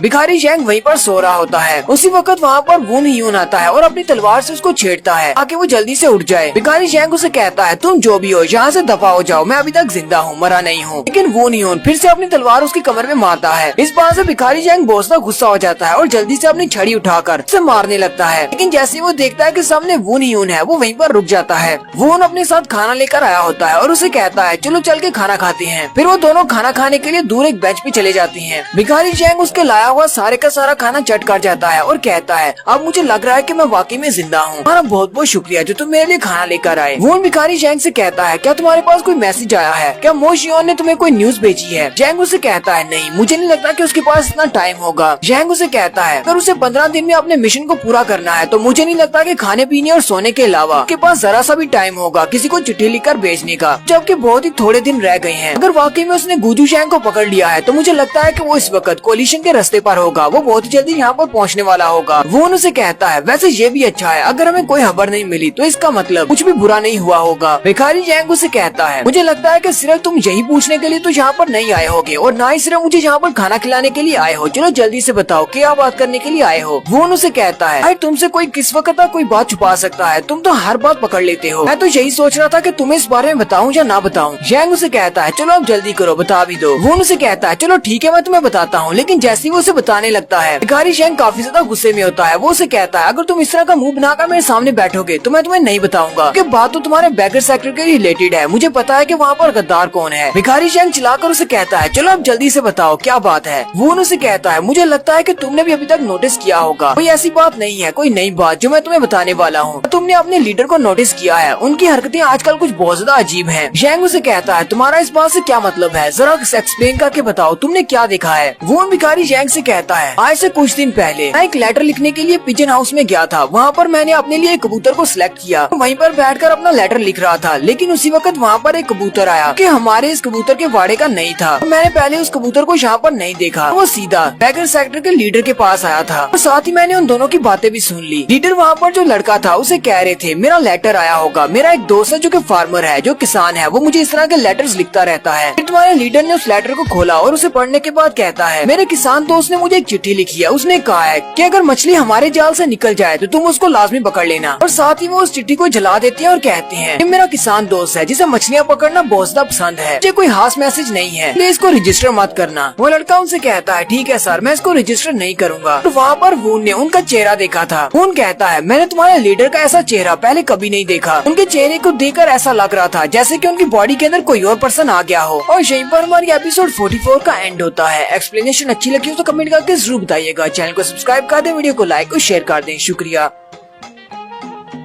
हेलो गाइस, कैसे हैं आप सब लोग। Peak of the master world के एपिसोड 45 के साथ हाजिर हूँ। तो लास्ट एपिसोड के एंड पे हमने देखा था वोन भिखारी जैंग को उसके लीडर के बारे में बता रहा होता है कि कुछ दिन पहले उसने उसके लीडर को जिन हाउस में देखा था जहाँ पर उसे एक मैसेज आया था और वहाँ पर मैंने उसका जो चेहरा देखा था, उस चेहरे को देखने के बाद मुझे बहुत ज्यादा अजीब लगा। मुझे ऐसा लगा जैसे की उसकी बॉडी के अंदर एक दूसरा इंसान हो। वैसे तो तुम्हारा लीडर बहुत ही अच्छा और शरीफ बनता है, लेकिन वहाँ पर वो बहुत ज्यादा गुस्से में लग रहा था, बिल्कुल एक इवल पर्सन की तरह। उसके बाद मैंने डिसाइड किया कि मुझे उसको इन्वेस्टिगेट करना है। फिर रात के वक्त मैं उसका पीछा कर रहा था। रात के वक्त मैंने उसे देखा कि वो अपने बैगर सेक्टर से बाहर निकला। बाहर निकलते ही उसने अपने कपड़ों के ऊपर एक बड़ा सा चोगा पहना और वो चोगा पहनने के बाद बाहर चला गया। बाहर जाकर वो एक गार्ड से मिला। मुझे लगता है कि वो गार्ड भी हमारा एक गद्दार है। वैसे मैं वहाँ से काफी ज्यादा दूर था, इसलिए मैं उन दोनों की बातों को नहीं सुन सका, लेकिन मैंने उनकी लिप रीडिंग की और लिप रीडिंग करने के बाद मुझे एक बात का अंदाजा हो गया कि वो कह रहे थे कि अगर यांग चियान ग्रुप वाले उसको पकड़ लेते हैं। भिखारी जैंग भी उसकी ये बात सुन के बहुत ज्यादा हैरान हो जाता है। वो भिखारी जैंग से कहता कहता है हाँ मैं भी बहुत ज्यादा हैरान हो गया था क्योंकि तुम्हारे भिखारियों के लीडर को जोंगचियान ग्रुप से क्या मसला है, वो जोंगचियान ग्रुप का अपनी बातों में जिक्र क्यों करेंगे और वो किसको पकड़ने की बात कर रहे थे। मुझे लगता है कि तुम्हारे लीडर को पहले से इस बारे में पता है। हमारे जोंगचियान ग्रुप के वाइस कमांडर गुजू शेंग जैनी के एजेंसी लीडर को पकड़ने के लिए वहाँ पर गए हैं। अगर तो वाकई में ऐसी बात है तुम्हारे लीडर को इस बारे में कैसे पता हो सकता है। वो नहीं उनके सारी बात सुनने के बाद भिखारी शेंग काफी ज्यादा गुस्से में होता है। वो नहीं काफी घबरा जाता है, लेकिन भिखारी शेंग से कहता है तुमने अभी तक जो कुछ भी कहा है वो सब कुछ सच है, इसमें कुछ भी झूठ नहीं है। वो भी उसकी बात सुन के हैरान हो जाता है। नेक्स्ट सीन में भिखारी शेंग को दिखाते हैं जो कि चलता हुआ जा रहा होता है और यहीं पर वो हमें रात का सीन दिखाता है जब रात को वो अपने लीडर के साथ शराब पीने के लिए गया था। लीडर उसके साथ बैठे पी रहे होते हैं और उसे कहते हैं मुझे लगता है कि अब मुझे चढ़ती जा रही है, तुम्हारा बहुत बहुत शुक्रिया मुझे पिलाने के लिए, लेकिन अब बस हो गई है। भिखारी शेंग उसे कहता है लीडर लेकिन मेरे पास अभी एक बॉटल है, हमें इस दूसरी बॉटल को भी खत्म करना है। लीडर उसे कहता है नहीं मेरे लिए इतना ही काफी है, जब मैं सुबह उठता हूँ तो मुझे ऐसा महसूस होता है जैसे मेरी पूरी बॉडी दर्द कर रही है, इसलिए मैं एक ही पीऊंगा। मुझे लगता है कि मैं बहुत ज्यादा बुढ़ा हो गया हूँ और वो ज्यादा नहीं पी सकता। भिखारी शेंग उसे कहता है सारा आपको इस तरह की बातें नहीं करनी चाहिए, अभी तो आप जवान हैं। भिखारी शेंग लीडर से कहता है मुझे लगता है कि आजकल आप अपने आपे में नहीं होते, कई बार तो मुझे ऐसा लगता है जैसे कि आप अपने आप को सीक्रेटली मारना चाहते हैं या फिर सुसाइड करना चाहते हैं। आप बिना बताए सेक्टर से बाहर चले जाते हैं, रात के वक्त चोगा पहनकर पता नहीं किससे जाकर मिलते हैं और इसके अलावा आप किसी को कबूतर के साथ चिट्ठियां भेजते हैं रजिस्टर के अंदर, इस सभी का कोई रिकॉर्ड भी नहीं रखते। पता नहीं आपको क्या हो गया है। लेकिन लीडर को तो इस सारी बातों की समझ आ रही होती है, वो बहुत ज्यादा चौंक जाते हैं कि इसको इस सब के बारे में कैसे पता है। भिखारी शेंग कहता है मुझे इस बारे में नहीं पता, शायद आप ये सब कुछ जानबूझकर कर रहे हैं या फिर आप वाकई में भूलते जा रहे हैं क्योंकि आपकी उम्र हो गई है। लीडर उसकी बात सुनने के बाद बहुत ज्यादा घबरा जाते हैं और आगे से हल्का सा मुस्कुराते हैं और भिखारी शेंग से कहते हैं लगता है कि सारे की सारे लोगों की नजरें मेरे ऊपर लगी हुई हैं। इतनी सारी नजरों के होते हुए क्या मैं बुढ़ा भी नहीं हो सकता?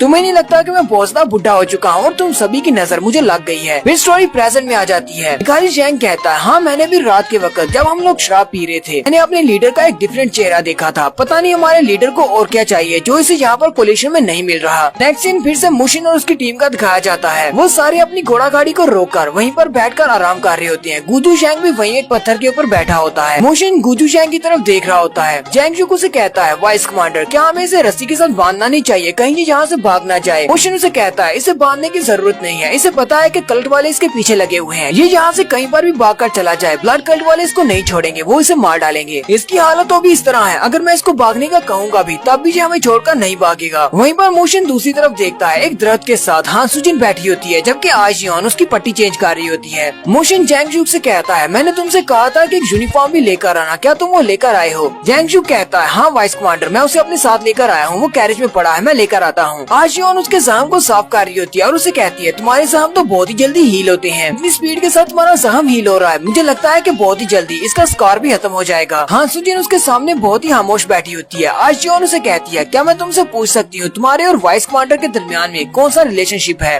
हान सुजिन उसकी तरफ देखती है और कहती है तुम मुझसे इस तरह का सवाल क्यों पूछ रही हो, हम दोनों के दरमियान में तो ऐसा कुछ भी नहीं है। आजियोन उसे कहती है जब हम लोग हिबी पैंग क्लैन में थे तभी मैंने कुछ महसूस किया था, मुझे लगता है कि वाइस कमांडर तुम्हें बहुत ज्यादा स्पेशल समझता है। हान सुजिन उसे कहती है मुझे नहीं लगता कि उसने मुझ में ऐसा क्या स्पेशल देखा इसकी वजह से वो मुझे अपने लिए स्पेशल समझता है। आजियोन उसे कहती है मुझे लगता है कि शायद तुमने अभी तक उसकी आंखों की तरफ नहीं देखा, जब वो तुम्हारी तरफ देख रहा होता है, जब वो तुमसे बात करता है तब उसकी आंखें कुछ और ही कह रही होती हैं और जब वो बाकियों से बात करता है तो वो अलग होता है। और यहीं पर वो एक बैकग्राउंड सीन में भी दिखाती है जहाँ पर हान सुजिन अपने कमर के जख्म की वजह से काफी ज्यादा जख्मी होकर गिर जाती है। मोशन भागता हुआ उसे उठाता है, उसकी तरफ जिस तरह देख रहा होता है आजियोन उसकी तरफ देख रही होती है कि वो उसको किस तरह देख रहा है। आजियोन हंसते हुए उससे कहती है हान सुजिन मैंने उसकी आंखों में देखा है, वो तुमसे प्यार करता है। हान सुजिन पहले तो खामोश हो जाती है, फिर उसे कहती है ये बहुत ही बुरी बात है, मुझे इस तरह का कुछ भी नहीं चाहिए, मैं कुछ गलत फहमी हुई है। लेकिन साथ ही आजियोन कहती है वाइस कमांडर आप यहाँ पर क्या कर रहे हैं? हान सुजिन भी उसकी तरफ देखती है। मोशन पूछता है इसका ट्रीटमेंट कैसा चल रहा है, क्या इसका सहम ठीक है? आजियोन कहती है हाँ मैंने इसकी पट्टी चेंज कर दी है, इसका सहम बिल्कुल ठीक है, इसकी ब्लीडिंग भी रुक चुकी है, इसका सहम भी बहुत ही जल्दी हील हो रहा है और बहुत ही जल्दी ये बिल्कुल ठीक हो जाएगी। मोशन कहता है ये तो बहुत ही अच्छा है और साथ ही वो अपने पास से एक पोटली उसके पास फेंकता है और कहता है अपने कपड़े चेंज कर लो, मैं नहीं चाहता कि तुम इस तरह ब्लड में लिपटे हुए कपड़े पहने रखो। तो उसे कपड़े देने के बाद वापस मुड़ जाता है जबकि हान सुजिन उसी की तरफ देख रही होती है। कहीं वाकई में ये मेरी बहुत ज्यादा केयर तो नहीं करता, कहीं ये मुझे पसंद तो नहीं करता। आजियोन उसे कहती है थोड़ी देर पहले मैं तुमसे यही तो कह रही थी कि ये तुम्हारी बहुत ज्यादा फिक्र करता है। हान सुजिन उसकी बात सुनने के बाद उसे कहती है मैंने कहा ना ऐसा कुछ भी नहीं है। मोशन वापस कैरेज के पास आ जाता है और उन सबसे कहता है हम सब लोग जल्दी निकलने वाले हैं, चलो तैयार हो जाओ। जेंगजुक कहता है लेकिन हम लोग इतनी जल्दी क्यों जा रहे हैं, हमारे पास तो अभी भी 2 दिन बाकी हैं, तुम्हारे 15 दिन पूरे होने होने में। हम लोगों को अभी इतनी जल्दी जाने की क्या जरूरत है? मोशिन उसे कहता है, मैं चाहता हूँ कि हम लोग कल सुबह होने से पहले पहले कोलिशन में पहुँच जाएं, क्योंकि मुझे वहाँ पर जाकर कुछ चेक करना है। इससे पहले कि हिबी क्लैन को डिस्ट्रॉय करने वाले जो कागजात हैं उनके ऊपर स्नैप लगाई जाए, मैं वहाँ पर जाकर किसी को पकड़ना है। अगले दिन सुबह सुबह जब सूरज निकलता है तो सूरज निकलने के साथ ही म्यूरियम कोलिशन का सीन दिखाया जाता है। मेन हॉल के अंदर मास्टर डुवॉन कोलिशन लीडर के पास बैठे होते हैं। वहाँ पर उनके पास बहुत सारे पेपर पड़े होते हैं। कोलिशन लीडर कहते हैं, लास्ट नाइट बहुत सारे एल्डर्स मेरे पास आए थे, पूरी की पूरी कोलिशन के अंदर से बहुत सारे आम लोगों की ये सारी अपील्स लेकर आए हैं। मैंने इन सभी को पढ़ा तो नहीं है, लेकिन मुझे पता है कि इन सारी अपील्स के ऊपर क्या लिखा हुआ है। वो सारे के सारे चाहते हैं कि मैं जल्दी से कोई फैसला लूं और हिबी पैंग क्लैन का फैसला कर दूं कि उनके साथ क्या करना है। मास्टर डुवॉन कहते हैं, लेकिन हमारे पास अभी 2 दिन है, मैंने आपसे 15 दिन मांगे थे, अभी तो 15 दिन पूरे नहीं हुए। कोलिशन लीडर उसे कहते हैं, नहीं हमारे पास 2 दिन बाकी नहीं रहे, कल का दिन आखिरी दिन होगा, मैं और ज्यादा प्रेशर को बर्दाश्त नहीं कर सकता। मैं चाहता हूँ कि तुम कुछ ऐसा करो यहाँ पर एक मिरेकल हो जाए, तुम लोग किसी तरह से हिबी पैंग क्लैन को बचा लो, क्योंकि कल किसी भी हाल में मुझे ये फैसला सुनाना ही है। अगर तुम कुछ नहीं कर पाते तो फिर मुझे ये फैसला सुनाना पड़ेगा और हिबी पैंग क्लैन को डिस्ट्रॉय करना पड़ेगा, क्योंकि सारे के सारे एल्डर्स कल मेरे पास आ रहे हैं। सारे चाहते हैं या तो मैं हिबी पैंग क्लैन के खिलाफ फैसला करूं या फिर मैं कोलिशन लीडर की अपनी पोजीशन को छोड़ दूं। नेक्स्ट सीन कोलिशन के गेट के बाहर का दिखाया जाता है, एक दूसरे सेक्टर का। यहाँ पर 2 गार्ड्स बाहर खड़े होते हैं। कोलिशन की टीम की कैरेज उनके सामने आकर रुकती है। टैंकशुक चिल्लाकर उन दोनों गार्ड से कहता है, क्या तुम हमारा एक काम करोगे? क्या तुम सारी की सारी म्यूरियम कोलिशन में सारे गार्ड्स को ये बात बता दोगे? यांगचियन ग्रुप वालों को जो सीक्रेट मिशन दिया गया था उन्होंने अपने मिशन को पूरा कर लिया है और वो वापस आ गए हैं। वो दोनों गार्ड्स भी ये बात सुन के बहुत ज्यादा हैरान होते हैं और कहते हैं, जरा इनको देखो तो सही, इन्होंने सिर्फ एक सीक्रेट मिशन को क्या पूरा कर लिया, ये पूरे के पूरे कोलिशन में अपने नाम का ढिंडोरा पीट रहे हैं। लेकिन वो दोनों गार्ड्स उनका काम कर देते हैं, वो हर तरफ ये खबर फैला देते हैं। मास्टर डुवॉन कोलिशन के लीडर से मीटिंग खत्म करने के बाद जब वापस आते हैं, जीवोन सामने से आ रहा होता है और मास्टर डुवॉन से कहता है, कमांडर हमारे वाइस कमांडर अपने मिशन को पूरा करके वापस आ गए हैं, वो अंदर आपका इंतजार कर रहे हैं। मास्टर डुवॉन भागते हुए अंदर जाते हैं। वो जैसे सामने देखते हैं एजेंसी लीडर सामने कुर्सी के ऊपर बैठा होता है। हान सुजिन और मोशिन भी अंदर ही होते हैं। वो दोनों ही उठकर कमांडर को ग्रीटिंग्स करते हैं। कमांडर उनसे कहते हैं, तुम दोनों को ये सब कुछ करने की जरूरत नहीं है। मास्टर डुवॉन गुजू जैंग की तरफ देखते हैं और कहते हैं, क्या यही गुजू जैंग है सेंट्रल एजेंसी का लीडर? मोशिन उन्हें बताता है कि हाँ ये वही बंदा है। फिर वो दोनों बाहर आ जाते हैं। मास्टर डुवॉन कहते हैं, क्या तुम्हें अपने मिशन को पूरा करने में कोई मुश्किल तो नहीं हुई? मोशिन कहता है, नहीं हमें कोई भी मुश्किल नहीं हुई, हमने बड़ी आसानी से अपने मिशन को पूरा कर लिया। मोशिन कमांडर से पूछता है, कमांडर आप कैसे हैं? वो उसे कहते हैं, मैं तो ठीक हूँ, लेकिन हमारे कोलिशन लीडर की हालत ठीक नहीं है, क्योंकि उनके पास रोजाना कोई न कोई एल्डर चला जाता है ये कहने के लिए कि जल्दी से जल्दी फैसला सुनाएं, इसलिए उनकी सिचुएशन बहुत ज्यादा टाइट है। मास्टर डुवॉन कहते हैं, हमारी कल की एल्डर की मीटिंग में सारा फैसला होने वाला है, करा कि तुम आज ही आ गए, अब ये काम बहुत ज्यादा आसान हो जाएगा। मास्टर डुवॉन आगे बढ़ते हैं और मोशिन के कंधे पे हाथ रखते हुए कहते हैं, तुमने बहुत ही अच्छा काम किया है, कल तक के लिए हम गुजू जैंग को अपने यांगचियन ग्रुप के टावर में रखेंगे। मैं अपने दूसरे साथियों से भी कह देता हूँ कि वो सारे इसको अच्छी तरह से गार्ड करें और किसी को भी यहाँ पर मत आने दें। तुम्हें और हान सुजिन को अब कोई भी काम करने की जरूरत नहीं है। मुझे लगता है कि तुम दोनों को अच्छी रेस्ट की जरूरत है, जाओ और जाकर आराम करो। मास्टर डुवॉन वहाँ से इतना कहकर चल देते हैं, जबकि मोशिन उनसे कहता है, मैं चाहता हूँ कि गुजू जैंग को हमारी म्यूरियम कोलिशन की जो सेंट्रल जेल है उसके अंदर रखा जाए और वहाँ पर जितने भी गार्ड्स हैं वही इसको गार्ड करें, हमारा वहाँ पर कोई भी बंदा नहीं होना चाहिए। मास्टर डुवॉन उसे कहते हैं, ये तुम क्या कह रहे हो? हमने इतनी मेहनत करके उसको पकड़ा है, हम उसे वहाँ पर कैसे छोड़ सकते हैं? वहाँ पर इसे रखने में बहुत सा खतरा है। मोशिन मास्टर डुवॉन से कहता है, प्लीज सर जैसा मैं कह रहा हूँ आप वैसा ही करें, जितने भी डॉक्यूमेंट्स जरूरी हैं उन सभी को साइन करें और इसे कोलिशन की जेल के अंदर भेज दें।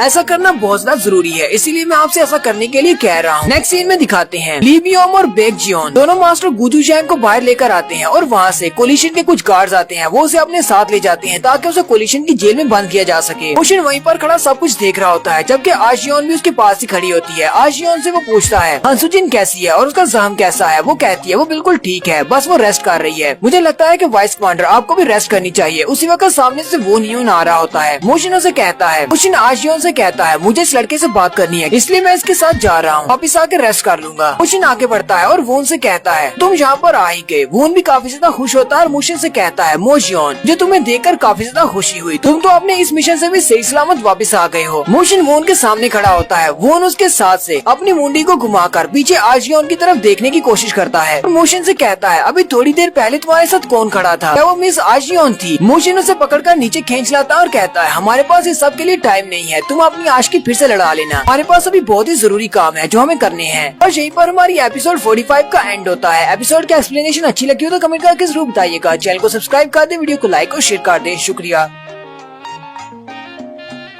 हेलो गाइस, कैसे हैं आप सब लोग। Peak of the master world के एपिसोड 45 के साथ हाजिर हूँ। तो लास्ट एपिसोड के एंड पे हमने देखा था मोशन गुजू जैंग को म्यूरिम कोलिशन की सेंट्रल जेल के अंदर रखवा देता है और साथ ही मास्टर डुवॉन से कहता है वहाँ पर हमारा कोई भी बंदा नहीं होना चाहिए क्योंकि मैं वहाँ पर किसी को पकड़ना चाहता हूँ। जबकि वहीं पर वून ह्यून भी उससे मिलने के लिए आता है। वो वून ह्यून को लेकर नीचे की तरफ आ जाता है। वून उसे सारी की सारी बात बताता है जो भी उसने भिखारियों के लीडर के बारे में नोट की है। वून उसे कहता है मैंने और ब्रदर जैंग ने हम दोनों ने जो कुछ भी नोटिस किया है वो सब कुछ तुम्हें बता दिया है। मोशन उसकी सारी बात सुनने के बाद सोच रहा होता है आखिर भिखारियों के लीडर किसको वो सारी चिट्ठियां भेजते हैं और किससे वो सारी चिट्ठियां रिसीव करते हैं। आखिर उनके पास कहां से वो मैसेजेस आते हैं और उनकी टाइमिंग कितनी ज्यादा परफेक्ट क्यों है। जब हम लोग यहाँ से निकले हैं तभी उसने चिट्ठियां लिखना क्यों शुरू की है और साथ ही उसने ऐसा क्यों कहा कि अगर जोंगचियन ग्रुप वाले उसे पकड़ लेते हैं। मोशन सारी बात सोचने के बाद वून से कहता है मैं चाहता हूँ कि आज से कल तक जब तक कि एल्डर्स की मीटिंग खत्म नहीं हो जाती तब तक तुम भिखारियों के लीडर के ऊपर नजर रखो। तुम्हें और कोई भी काम नहीं करना, तो कोई एक्शन भी नहीं लेना, सिर्फ उसके ऊपर नजर रखना। वून उसे कहता है चलो ठीक है मैं ऐसा ही करूंगा और साथ में ब्रदर जैंग को भी इस बारे में बता देता हूँ।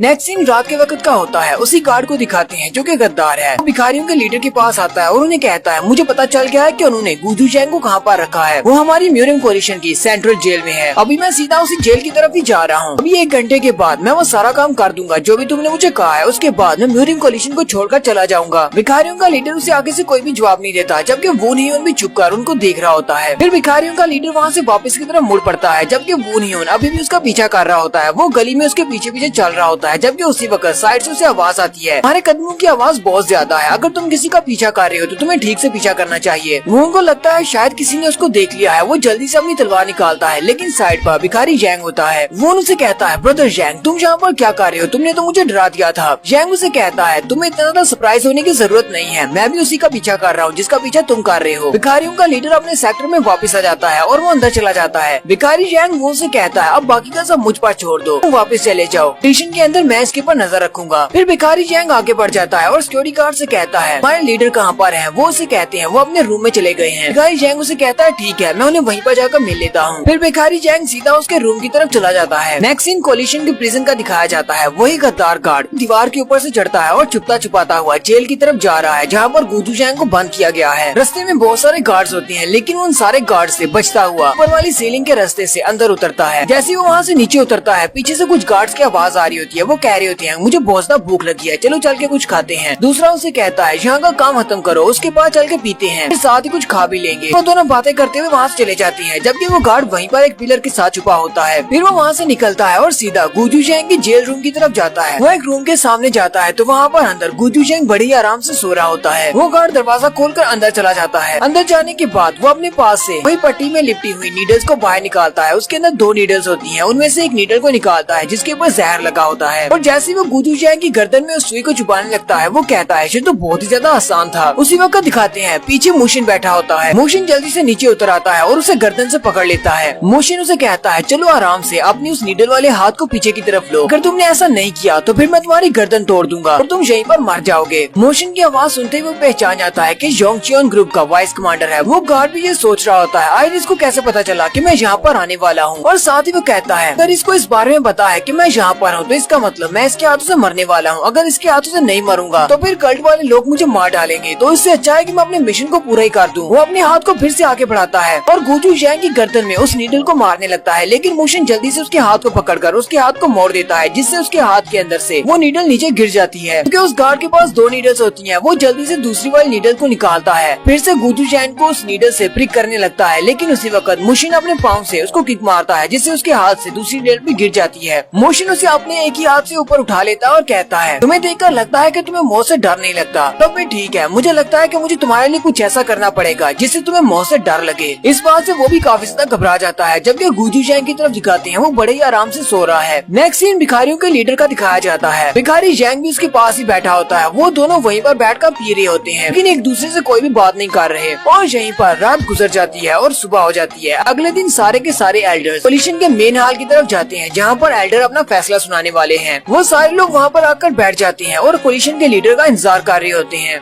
थोड़ी देर के बाद कोलिशन के लीडर भी वहाँ पर आ जाते हैं। वो सारे के सारे एल्डर्स उठकर खड़े हो जाते हैं और कोलिशन लीडर को ग्रीट करते हैं। कोलिशन लीडर वहीं पर बैठ जाते हैं और उन सबसे कहते हैं चले ठीक है तुम सब लोग भी बैठ जाओ और साथ ही उनसे कहते हैं तुम सभी लोगों को अच्छी तरह से पता है कि हम लोग यहाँ पर क्यों जमा हुए हैं। कोलिशन लीडर उन सबसे कहते हैं पिछले 15 दिनों से हम लोग इसी बारे में बात कर रहे हैं और हम लोगों ने इस बारे बारे में बहुत कुछ डिस्कस किया है, लेकिन मुझे लगता है अब हमें और ज्यादा डिस्कशन की जरूरत नहीं है। हमें सीधा साधा फैसला सुनाना चाहिए। कोलिशन लीडर उन सबसे कहते हैं, चाहे हम लोग किसी भी एज में क्यों ना हो, हमारे कोलिशन ने एक फैसला किया था कि ज़ॉम्बीज़ को बनाना बहुत ज्यादा गलत है, इसे टैबू माना जाता है, जो हमारे कानून के खिलाफ है। जो भी ऐसा करेगा उसे बहुत ज्यादा सजा दी जाएगी। चाहे ये काम कोई भी करता है, चाहे हमारा सबसे बड़ा हिबी क्लैन ही ऐसा काम क्यों ना करे, उसे भी सजा दी जाएगी और इसके बारे में कोई भी दलील नहीं सुनी जाएगी। इसलिए यहाँ पर बहुत सारे ऐसे एल्डर्स हैं जो कि चाहते हैं कि हिबी पैंग क्लैन को कानून के मुताबिक सजा दी जाए और उसे डिसॉल्व कर दिया जाए, यानी कि हिबी पैंग क्लैन को खत्म कर दिया जाए। और वो सारे एल्डर्स जिनको ऐसा लगता है, मुझे भी ऐसा ही लगता है, मैं भी उनके साथ एग्री करता हूँ, हिबी पैंग क्लैन को सजा दी जानी चाहिए अगर उन्होंने वाकई में इस तरह का क्राइम किया है। वो एल्डर्स काफी ज्यादा खुश हो जाते हैं और कहते हैं, कोलिशन लीडर ये आपने बिल्कुल ठीक कहा, हम लोग तो ऐसे परेशान हो रहे थे, शायद आप हमारे खिलाफ फैसला सुनाएंगे। उनमें से कुछ एल्डर्स कहते हैं, कोलिशन लीडर सिर्फ सोचने से या फिर हमारे सामने ये फैसला सुनाने से इस फैसले पर अमल नहीं करवाया जा सकता। आपको इस फैसले के पेपर के ऊपर साइन करना होगी, अपनी स्टैंप लगाना होगी, उसी के बाद हम लोग कानून को नाफिज कर सकेंगे। वो सारे के सारे एल्डर कोलिशन लीडर से कहते हैं, कोलिशन लीडर आपको उस रेजोल्यूशन वाले पेपर के ऊपर साइन करने हैं। कोलिशन लीडर अपने नौकर से कहते हैं, जाओ जाकर उस पेपर को लेकर आओ, मैं उस डॉक्यूमेंट के ऊपर साइन करता हूँ। वो नौकर जैसे वहाँ पर जाने लगता है, उसी वक्त मास्टर डुवॉन अंदर आते हैं। मास्टर डुवॉन के हाथ में वही डॉक्यूमेंट्स होते हैं। तो डुवॉन उन डॉक्यूमेंट्स को हाथ में लेकर सीधे अंगीठी के पास आ जाते हैं। वो सारे उसे देखकर हैरान हो जाते हैं और कहते हैं, ये तो मास्टर डुवॉन है जो कि जोंगचुआन ग्रुप के लीडर हैं। ये यहाँ पर क्या कर रहे हैं और ये डॉक्यूमेंट्स को क्यों लेकर आए हैं? मास्टर डुवॉन पहले उन सभी की तरफ देखते हैं और फिर साथ ही अपने डॉक्यूमेंट्स को उस अंगीठी के अंदर गिरा देते हैं। ये देखकर वो सारे के सारे एल्डर्स बहुत ज्यादा हैरान हो जाते हैं। उनमें से काफी सारे एल्डर उठकर खड़े हो जाते हैं और गुस्से के साथ कहते हैं, मास्टर डुवॉन ये तुम क्या कर रहे हो? कहीं तुम पागल तो नहीं हो गए? तुमने हमारे इस पेपर को जला क्यों दिया? ये भी हम लोग इसके ऊपर साइन करवाने वाले थे। मास्टर डुवॉन उन सभी को कोई भी जवाब नहीं देते। फिर वो कोलिशन लीडर की तरफ मुड़ते हैं और उनसे इजाजत मांगने के बाद उन सारे एल्डर्स से कहते हैं, आप सभी लोग इस बात को लेकर हैरान होंगे, आखिर मैंने इस डॉक्यूमेंट को जला क्यों दिया? अब सभी को ऐसा लगता है कि हिबी पैंग क्लैन में ज़ॉम्बीज़ बनाए जा रहे थे, यानी कि जैंगशी बनाए जा रहे थे, लेकिन असल में ये सब कुछ एक धोखा है, ये सिर्फ एक फ्रॉड है और कुछ भी नहीं। ये सारी की सारी एक चाल थी जो कि ब्लड कल्ट वालों ने एक जाल बिछाया था। उन्होंने हिबी पैंग क्लैन को डिस्ट्रॉय करने का एक जाल बिछाया था ताकि कोलिशन वाले खुद अपने हाथों से हिबी पैंग क्लैन को डिसॉल्व कर दें। एक एल्डर उनसे कहते हैं, मास्टर डुवॉन कहीं आप इस सारी बात का इल्जाम दोबारा से उन कल्ट वालों पर तो नहीं लगाने वाले? ये है ही नहीं। एल्डर उनसे कहते हैं, अब बस भी करो, तुम लोग ब्लड कल्ट वालों के ऊपर कितनी देर तक इल्जाम लगाते रहोगे जबकि तुम्हारे पास कोई भी सबूत नहीं है कि ब्लड कल्ट वाले वाकई में है। तुम्हारे पास सिर्फ एक अजीब सी शेप का नाइफ है और इसके अलावा कुछ ऐसे विटनेस है जो कि तुम्हारी ही अपने ग्रुप के हैं। क्या तुम्हारे पास कोई ऐसा गवाह है जो कि इस सारे मामले में बहुत ज्यादा डायरेक्टली इन्वॉल्व हो, जैसे कि वो ब्लड कल्ट वालों का साथी हो? मुझे नहीं पता कि तुम बार बार यहाँ पर क्यों आ जाते हो और कोलिशन के लीडर को ये फैसला करने से क्यों रोक रहे हो जबकि तुम्हारे पास कोई सबूत भी नहीं है। तुम्हारी वजह से सारे के सारे एल्डर्स बहुत ज्यादा गुस्से में हैं क्योंकि तुम्हारी वजह से पूरे 15 दिन हो गए और हम लोग अभी तक हिबी पैंग क्लैन के बारे में कोई भी फैसला नहीं कर पाए। वो एल्डर गुस्से के साथ मास्टर डुवॉन के साथ बात कर रहे होते हैं। उसी वक्त कोलिशन लीडर चिल्लाकर बोलते हैं और वो इतनी जोर से चिल्लाते हैं सारे के सारे बहुत ज्यादा हैरान हो जाते हैं और बहुत ज्यादा घबरा जाते हैं। कोलिशन लीडर अपनी पावर्स को रिलीज कर रहे होते हैं। वो एल्डर उनकी तरफ देखकर बहुत ज्यादा घबरा जाते हैं। कोलिशन लीडर उनसे कहते हैं, एल्डर चू मैं चाहता हूँ कि आप चुपचाप बैठ जाएं और हमारे मास्टर डुवॉन की बात को सुने कि वो क्या कह रहे हैं। एल्डर चू के साथ बाकी के सारे एल्डर्स भी अब आराम से अपनी अपनी जगह के ऊपर बैठ जाते हैं। मास्टर डुवॉन उन सभी से कहते हैं, मैंने आप लोगों से कहा ना कि ब्लड कल्ट वाले वाकई में हैं और मैं इस बात को तुम सभी लोगों के सामने साबित कर दूंगा, वो भी यहीं पर। और साथ ही दरवाजा खुलता है, मास्टर गुजू जैंग को वहाँ पर लाया जाता है। वो सारे एल्डर ही गुजू जैंग को देखकर काफी ज्यादा हैरान हो जाते हैं। गुजू जैंग उनके सामने आकर बैठ जाते हैं। मास्टर डुवॉन उन सभी से कहते हैं, मुझे लगता है कि आप में से काफी सारे लोग इस बंदे को पहले से जानते होंगे और काफी सारों को इसके बारे में नहीं पता होगा। मास्टर डुवॉन गुजू जैंग से कहते हैं, इन सभी के सामने सारी बात को एक्सप्लेन करो, कोई भी बात को चेंज करने की कोशिश मत करना। एजेंसी लीडर गुजू जैंग उन सब से कहते हैं, मेरा नाम गुजू जैंग है और मैं सेंट्रल जर्सी का एजेंसी लीडर हूँ। एक दिन अचानक से एक मास्टर जिसे चेन स्वॉर्ड मास्टर लैंग भी कहा जाता है वो मेरे पास आया। वो मुझे ढूंढ रहा था। उसने मेरे सामने एक बहुत ही अच्छी ऑफर रखी। वो इतनी अच्छी ऑफर थी कि मैं उसको मना नहीं कर पाया। उसने हमें कहा था कि हमें कुछ बॉक्सेस को हिबी पैंग क्लैन में डिलीवर करना है और उन सारे बॉक्सेस के अंदर डेड बॉडीज रखी हुई हैं। अगर हम लोग ऐसा कर देते हैं तो हमारी सेंट्रल एजेंसी को मर्चेंट ऑर्गेनाइजेशन से सारे के सारे कॉन्ट्रैक्ट्स मिल जाएंगे। हम लोगों ने उनके लिए डेड बॉडीज को रात के अंधेरे में ट्रांसपोर्ट करने का बंदोबस्त किया। हालांकि उन सारी बॉडीज को उन बॉक्सेस के अंदर भी हम लोग खुद ही पैक करते थे। उनके अंदर हम लोग आइस रखते थे और साथ ही उनके ऊपर परफ्यूम को छिड़क देते ताकि किसी को भी पता न चले कि इसके अंदर बॉडीज हैं। मास्टर डुवॉन गुजू जैंग से कहते हैं, क्या तुम्हें इस बारे में पता था कि वो लोग इन बॉडीज को कैसे यूज करने वाले हैं? मास्टर गुजू जैंग कहते हैं, मुझे पहले इस बारे में नहीं पता था कि वो लोग क्या करने वाले हैं, लेकिन जब ये सब कुछ हो गया उसके बाद मास्टर लैंग फिर से मेरे पास आए और उन्होंने मुझे सारी बात बताई कि वो लोग वहाँ पर क्या करने वाले हैं। उन्होंने कहा कि वो लोग लोग डेड बॉडीज को वहाँ पर लेकर जा रहे हैं ताकि वो लोग पोल्यूशन वालों को ये बात दिखा सकें कि हीबी पैंग क्लैन वाले ज़ॉम्बीज बना रहे हैं और सारे का सारा इल्जाम हीबी पैंग क्लैन के ऊपर आएगा क्योंकि ज़ॉम्बीज को बनाना मना है, इसलिए हीबी पैंग क्लैन को पोल्यूशन वाले खुद ही डिस्ट्रॉय कर देंगे। वो सारे के सारे एल्डर, कोलिशन लीडर और मास्टर डू वॉन गुजू जैंग की जो बात सुन के काफी ज्यादा हैरान हो जाते हैं। मास्टर डू वॉन गुजू जैंग से कहते हैं तुम्हें ये बात कब पता चली कि वो ब्लड कल्ट का एक मेंबर है। गुजू जैंग कहता है मुझे अभी ज्यादा दिन नहीं हुए, कुछ दिन पहले वो मेरे पास आया था, तभी उसने मुझे बताया था और साथ ही उसने मुझे कहा कि मुझे उनके लिए और भी ज्यादा काम करना है, इसलिए वो मुझे जिंदा छोड़ रहे हैं। उन्होंने मुझे एक और ऑफर दी थी, उन्होंने कहा था जब वो पूरे चाइना के ऊपर कब्जा कर लेंगे तो उसके बाद जहाँ पर मर्चेंट ऑर्गेनाइजेशन का हेड वो मुझे बना देंगे, जहाँ पर जितना भी बिजनेस है उस सभी का मुझे इंचार्ज बनाया जाएगा। उसी वक्त मुझे लगा कि ये लोग सिर्फ मुझे यूज कर रहे हैं क्योंकि ये चाइना को तबाह करना चाहते हैं। गुजू जैंग उनको सारी बात बताने के बाद अपना सर लटका कर बैठ जाता है, जबकि बाकी के सारे उसकी बात सुनने के बाद हैरान होते हैं और यहीं पर वो फैसला सुना देते हैं कि हीबी पैंग क्लैन को डिसॉल्व नहीं किया जाएगा।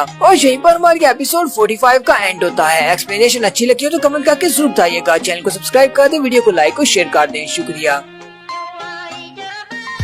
हेलो गाइस, कैसे हैं आप सब लोग। Peak of the martial world के एपिसोड 46 के साथ हाजिर हूँ। एपिसोड की शुरुआत में मुशिन को दिखाते हैं जो कि कोलिशन लीडर के उस मेन हॉल के बाहर ही खड़ा होता है। उसी वक्त एक नौकर बाहर आता है और उसे कहता है क्या तुम्हारा नाम मोशियोन है, क्या तुम ही योंगचियन ग्रुप के वाइस कमांडर हो, कोलिशन लीडर तुमसे मिलना चाहते हैं, वो तुम्हें अंदर बुला रहे हैं। मुशिन मास्टर से मिलने के लिए अंदर चला जाता है। कोलिशन लीडर उसके सामने खड़े होते हैं और कहते हैं हम लोग फाइनली मिल ही गए। मैंने तुम्हारे बारे में बहुत कुछ सुना है कि तुम बहुत ज्यादा स्ट्रॉन्ग हो और बहुत ही अच्छे हो। मैंने तुम्हारे बारे में ये भी सुना था कि तुमने हमारी जेल वालों पर अटैक किया था अपनी एक लड़की को बचाने के लिए, और साथ ही हीबी पैंग क्लैन में भी तुमने काफी ज्यादा तबाही मचाई है और वहाँ पर मास्टर जैंग को तुमने मारा है। और साथ ही तुम्हारी वजह से पूरे 15 दिन तक मेरी कोलिशन लीडर की पोजीशन भी बिल्कुल ऐसी थी जैसे कि मैं कानू के ऊपर बैठा हुआ हूँ। तुमने तो मेरा जीना दोबर कर दिया था। तो वो मोशियोन तुम हो, योंगचियन ग्रुप के वाइस कमांडर। मुशिन उनके सामने खड़ा होता है। पता नहीं मुशिन की वो बेइज्जती कर रहे हैं या फिर तारीफ कर रहे हैं। मुशिन कोलिशन के लीडर को आगे से कोई भी जवाब नहीं देता। कोलिशन लीडर उसकी तरफ देखकर हल्का सा मुस्कुरा रहे होते हैं। फिर मुशिन आगे बढ़ता है और उनसे कहता है कोलिशन के लीडर मेरा नाम मोशियोन है, मैं आपको ग्रीट करता हूँ। कोलिशन लीडर मुशिन से कहते हैं मैंने तुम्हारे कमांडर से तुम्हारी बहुत सारी तारीफें सुनी है। इन्होंने कहा है कि हीबी पैंग क्लैन को डिसॉल्व होने से बचाने में तुम्हारा बहुत बड़ा रोल है। गुजू जैंग को भी तुम ही पकड़ कर लाए हो, इसलिए मुझे भी तुम्हारा शुक्रिया अदा करना चाहिए। तुम्हारी वजह से हमारा एक बड़ा क्लैन तबाह होने से बच गया है। मुशिन उनसे कहता है क्या सब कुछ हल हो गया, वाकई में आपने हीबी पैंग क्लैन वालों को छोड़ दिया है। मास्टर डू वॉन उसे कहते हैं हाँ सारा मसला हल हो गया है और वो भी सिर्फ तुम्हारी वजह से। मुशिन उनसे कहता है मुझे तो ऐसा करना ही था क्योंकि मैं योंगचियन ग्रुप का वाइस कमांडर हूँ और साथ ही मैंने ये सब कुछ अकेले नहीं किया बल्कि मेरे बाकी के ग्रुप के साथी भी मेरे साथ ही थे। मुशिन कहता है मुझे लगता है कि इस सब में आपने भी हमारी बहुत ज्यादा हेल्प की है क्योंकि आपने चियोंसो डैन वालों को यहाँ पर हमसे पहले भेज दिया था। मुझे लगता है कि शायद आपको इस बारे में पहले से पता था। कोलिशन लीडर अपना सर झटकते हुए कहते हैं नहीं, मुझे इस बारे में कुछ भी नहीं पता था, ये सिर्फ एक इत्तेफाक है। मैंने चियोंसो ग्रुप वालों को तुम लोगों से पहले वहाँ पर ट्रेनिंग के लिए भेजा था। मेरे जैसे बुड्ढे कोलिशन के लीडर को इस बारे में कैसे पता चल सकता है कि हीबी पैंग क्लैन में क्या चल रहा है। फिर साथ ही वो आगे से मुस्कुराना शुरू कर देते हैं।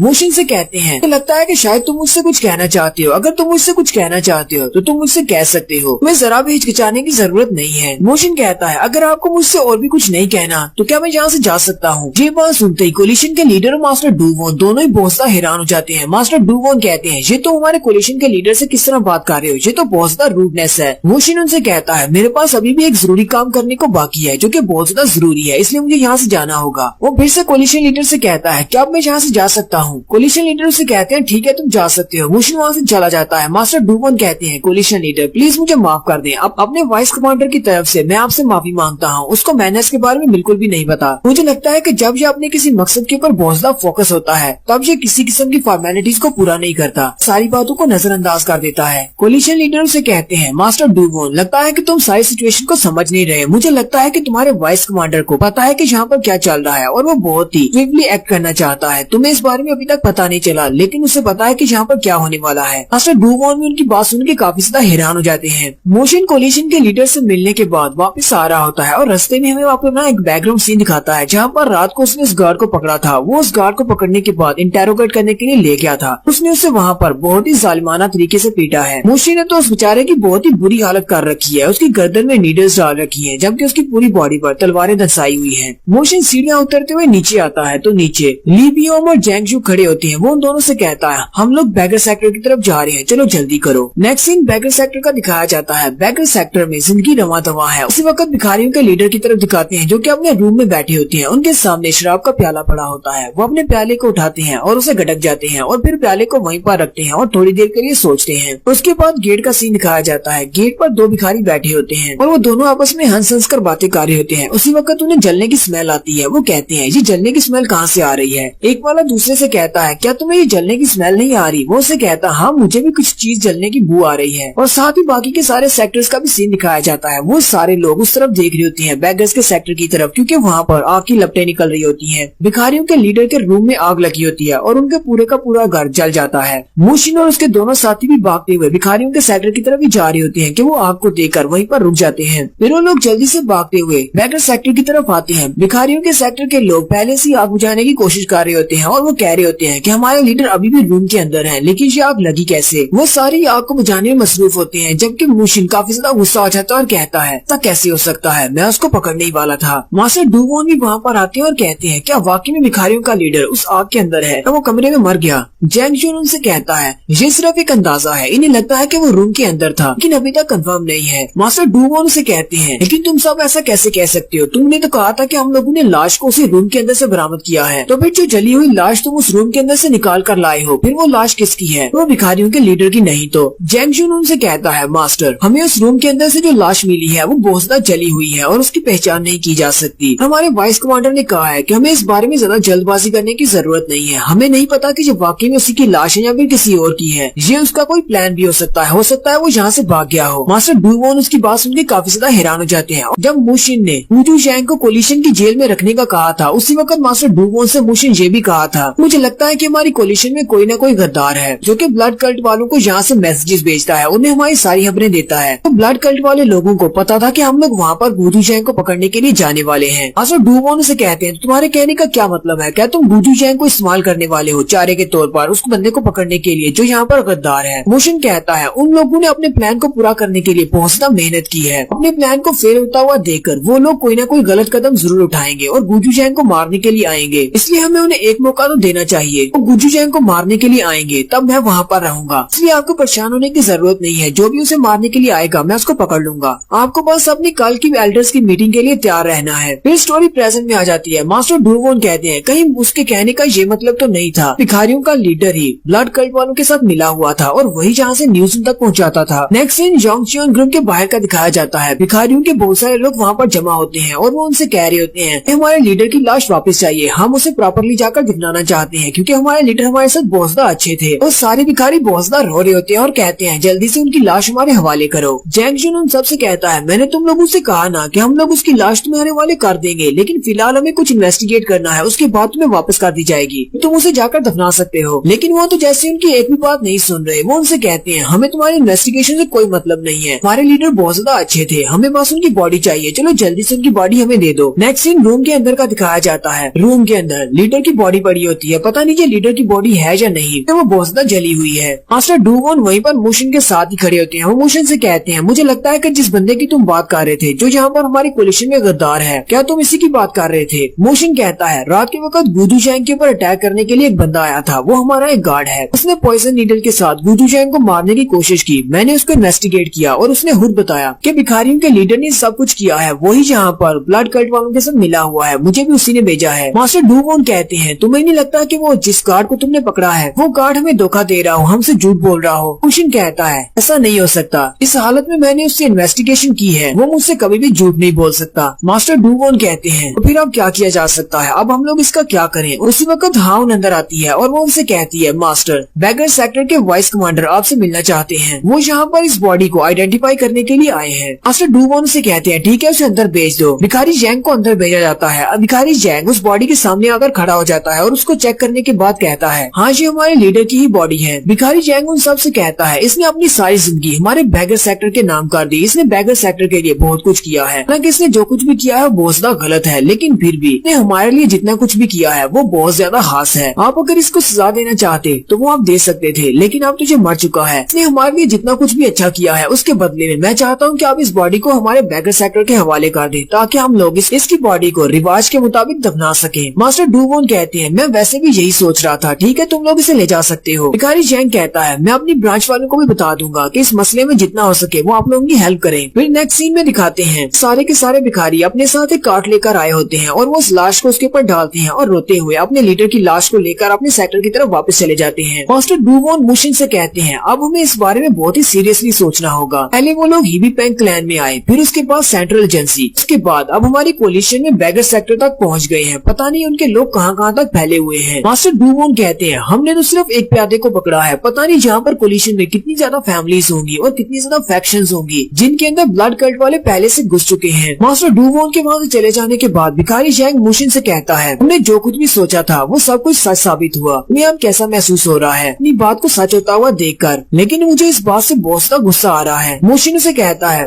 तुम्हें इस सारी बात का तो खुद से पता होगा क्योंकि तुमने खुद ही लाश को आइडेंटिफाई किया है। भिखारी जैंग उसे कहता है तुम्हें क्या लगता है कि भिखारियों के लीडर ने यानी हमारे लीडर ने खुदकुशी की है? मुशिन कहता है उसकी बॉडी के ऊपर जलने के अलावा और भी कोई निशान नहीं था। मुझे नहीं लगता कि उसके ऊपर किसी ने अटैक किया होगा और जानबूझकर वहाँ पर आग लगाई होगी ताकि वो सबूतों को मिटा सके। इसलिए मैं हर पॉसिबिलिटी के लिए तैयार हूँ। हो सकता है कि कल्ट वालों ने वहाँ पर घुसकर उसको मार डाला हो या फिर उसने जानबूझकर खुदकुशी की हो कि वो इस सारी शर्मिंदगी से बचना चाहता हो। भिखारी जैंग उसे कहता है मैं इस बात को मानने को तैयार नहीं कि उसने खुदकुशी की है, ये एक कत्ल है। मुशिन भी उसकी बात सुनकर हैरान हो जाता है। कहता है तुम्हें इस बारे में इतना पक्का कैसे है? भिखारी जैंग उसे कहता है कल रात मैं अपने लीडर से मिला था, हम दोनों बैठकर पी रहे थे। रात को उसने मुझे वो सारी बातें बता दी जो कि उसने मुझे बतानी थी। उसने मुझे कहा कि कल सुबह मैं खुद ब खुद यांगचियन ग्रुप में चला जाऊंगा और अपने आप को उनके हवाले कर दूंगा। भिखारी जैंग कहता है हो सकता है कि रात को उसने मुझसे झूठ बोला हो, लेकिन तुम्हें नहीं लगता कि एल्डर्स की मीटिंग के फौरन बाद उसके घर को आग लग जाती है और वो भी साथ ही अंदर जलकर मर जाता है? ये तो बहुत ज्यादा अजीब है। क्या तुम्हें भी ऐसा लगता है? हमारे लीडर के पास ऐसी कोई रीजन नहीं थी एल्डर्स की मीटिंग खत्म होने तक रुकने की। अगर उसे खुदकुशी करनी होती तो वो रात को ही कर लेता। पूरे के पूरे घर को साथ जलाने की क्या जरूरत थी? उनके घर को आग उस वक्त लगाई गई जब सभी लोग जाग रहे थे, लेकिन सभी को दिखाई दे कि उनके घर को आग लगी हुई है। मास्टर ने जानबूझकर खुदकुशी कर ली है अपने आप को बचाने के लिए क्योंकि वो गद्दार थे, सभी के सामने शर्मिंदा नहीं होना चाहते थे। उस आग को लगाने का मकसद यही है कि जिसने भी आग लगाई है वो चाहता है कि इन्वेस्टिगेशन को खत्म कर दिया जाए, सारे का सारा इल्जाम लीडर के सर पे आ जाए और ये बात यहीं पर खत्म हो जाए। साथ ही भिखारी जैंग रोना शुरू कर देता है जबकि मुशिन उसकी बात सुनने के बाद उसे कोई भी जवाब नहीं देता और यहीं पर हमारी एपिसोड 46 का एंड होता है। एक्सप्लेनेशन अच्छी लगी हो तो कमेंट करके जरूर बताइएगा। चैनल को सब्सक्राइब कर दें, वीडियो को लाइक और शेयर कर दें। शुक्रिया।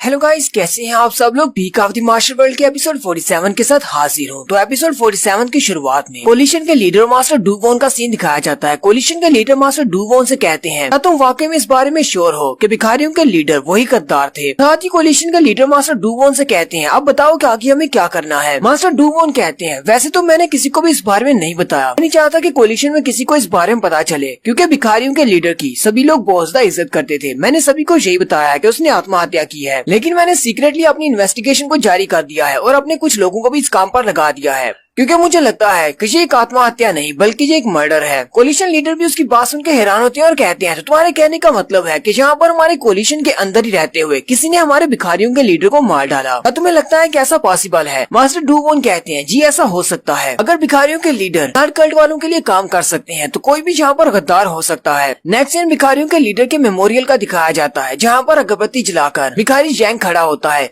वून कहता है भिखारियों के पूरे सेक्टर में ब्रदर जैंग सिर्फ लीडर की बहुत ज्यादा इज्जत करता था क्योंकि वो उसे समझता था कि वो बहुत ही नेक इंसान है। इसी वजह से तो मुझे उसके बारे में जब पता चला कि वो इस तरह का गद्दार है तो मैं ब्रदर जैंग को ये सब कुछ नहीं बताना चाहता था क्योंकि मुझे लगा कि ये उस बात से काफी ज्यादा अफसुर्दा हो जाएगा। लेकिन अब जबकि उनके लीडर ने खुदकुशी कर ली है अब हम लोग क्या कर सकते हैं? लेकिन मुझे लगता है कि जैंग इस बात से जरा भी मुतमिन नहीं है। मुशिन उसे कहता है वो नहीं हो, जैंग ने जो कुछ भी कहा है वो बिल्कुल ठीक कहा है। उसे लगता है कि उसका मर्डर हुआ है और ये बात बिल्कुल सच है, उसका मर्डर हुआ है। मुझे लगता है कि हमारी कोलिशन में कोई ना कोई ऐसा जरूर है जो ब्लड कल्ट वालों के साथ मिला हुआ है और उनके सारे काम कर रहा है। फिर मोशन और वून बाहर आ जाते हैं, वो गली में चलते हुए जा रहे होते हैं। मोशन उसे कहता है मुझे लगता है कि हमारी किसी फैक्शन या फिर कोई एल्डर भी इस तरह का गद्दार हो सकता है या फिर हमारे पैलेस से भी कोई हो सकता है। वून उसे कहता है तुम्हारी इस बात का क्या मतलब है? पैलेस से कौन हो सकता है? मोशन कहता है हो सकता है कि हमारी कोलिशन का लीडर भी एक गद्दार हो और ब्लड कल्ट के लिए काम करते हो। उसी वक्त उनके पास से दो गार्ड्स गुजरते हुए जा रहे होते हैं। वो दोनों भी उनकी बात सुनकर हैरान हो जाते हैं और कहते हैं ये लोग हमारे कोलिशन के लीडर के ऊपर भी शक कर रहे हैं। वो उन दोनों गार्ड की तरफ देखता है और मोशन से कहता है, अगर तुम्हें इस तरह का कोई मजाक करना भी है तो कम से कम जगह तो देखकर बोलो, भी बहुत बड़ा मसला हो जाता। तुम हमारे कोलिशन के लीडर के बारे में इस तरह की बात नहीं कर सकते, क्योंकि इस वक्त यहाँ पर तुम मो जियोन हो, जोंगजियोन ग्रुप के एक वाइस कमांडर, ना कि तुम मुशिन हो। मुशिन उसकी बात सुनने के बाद हल्का सा मुस्कुरा देता है।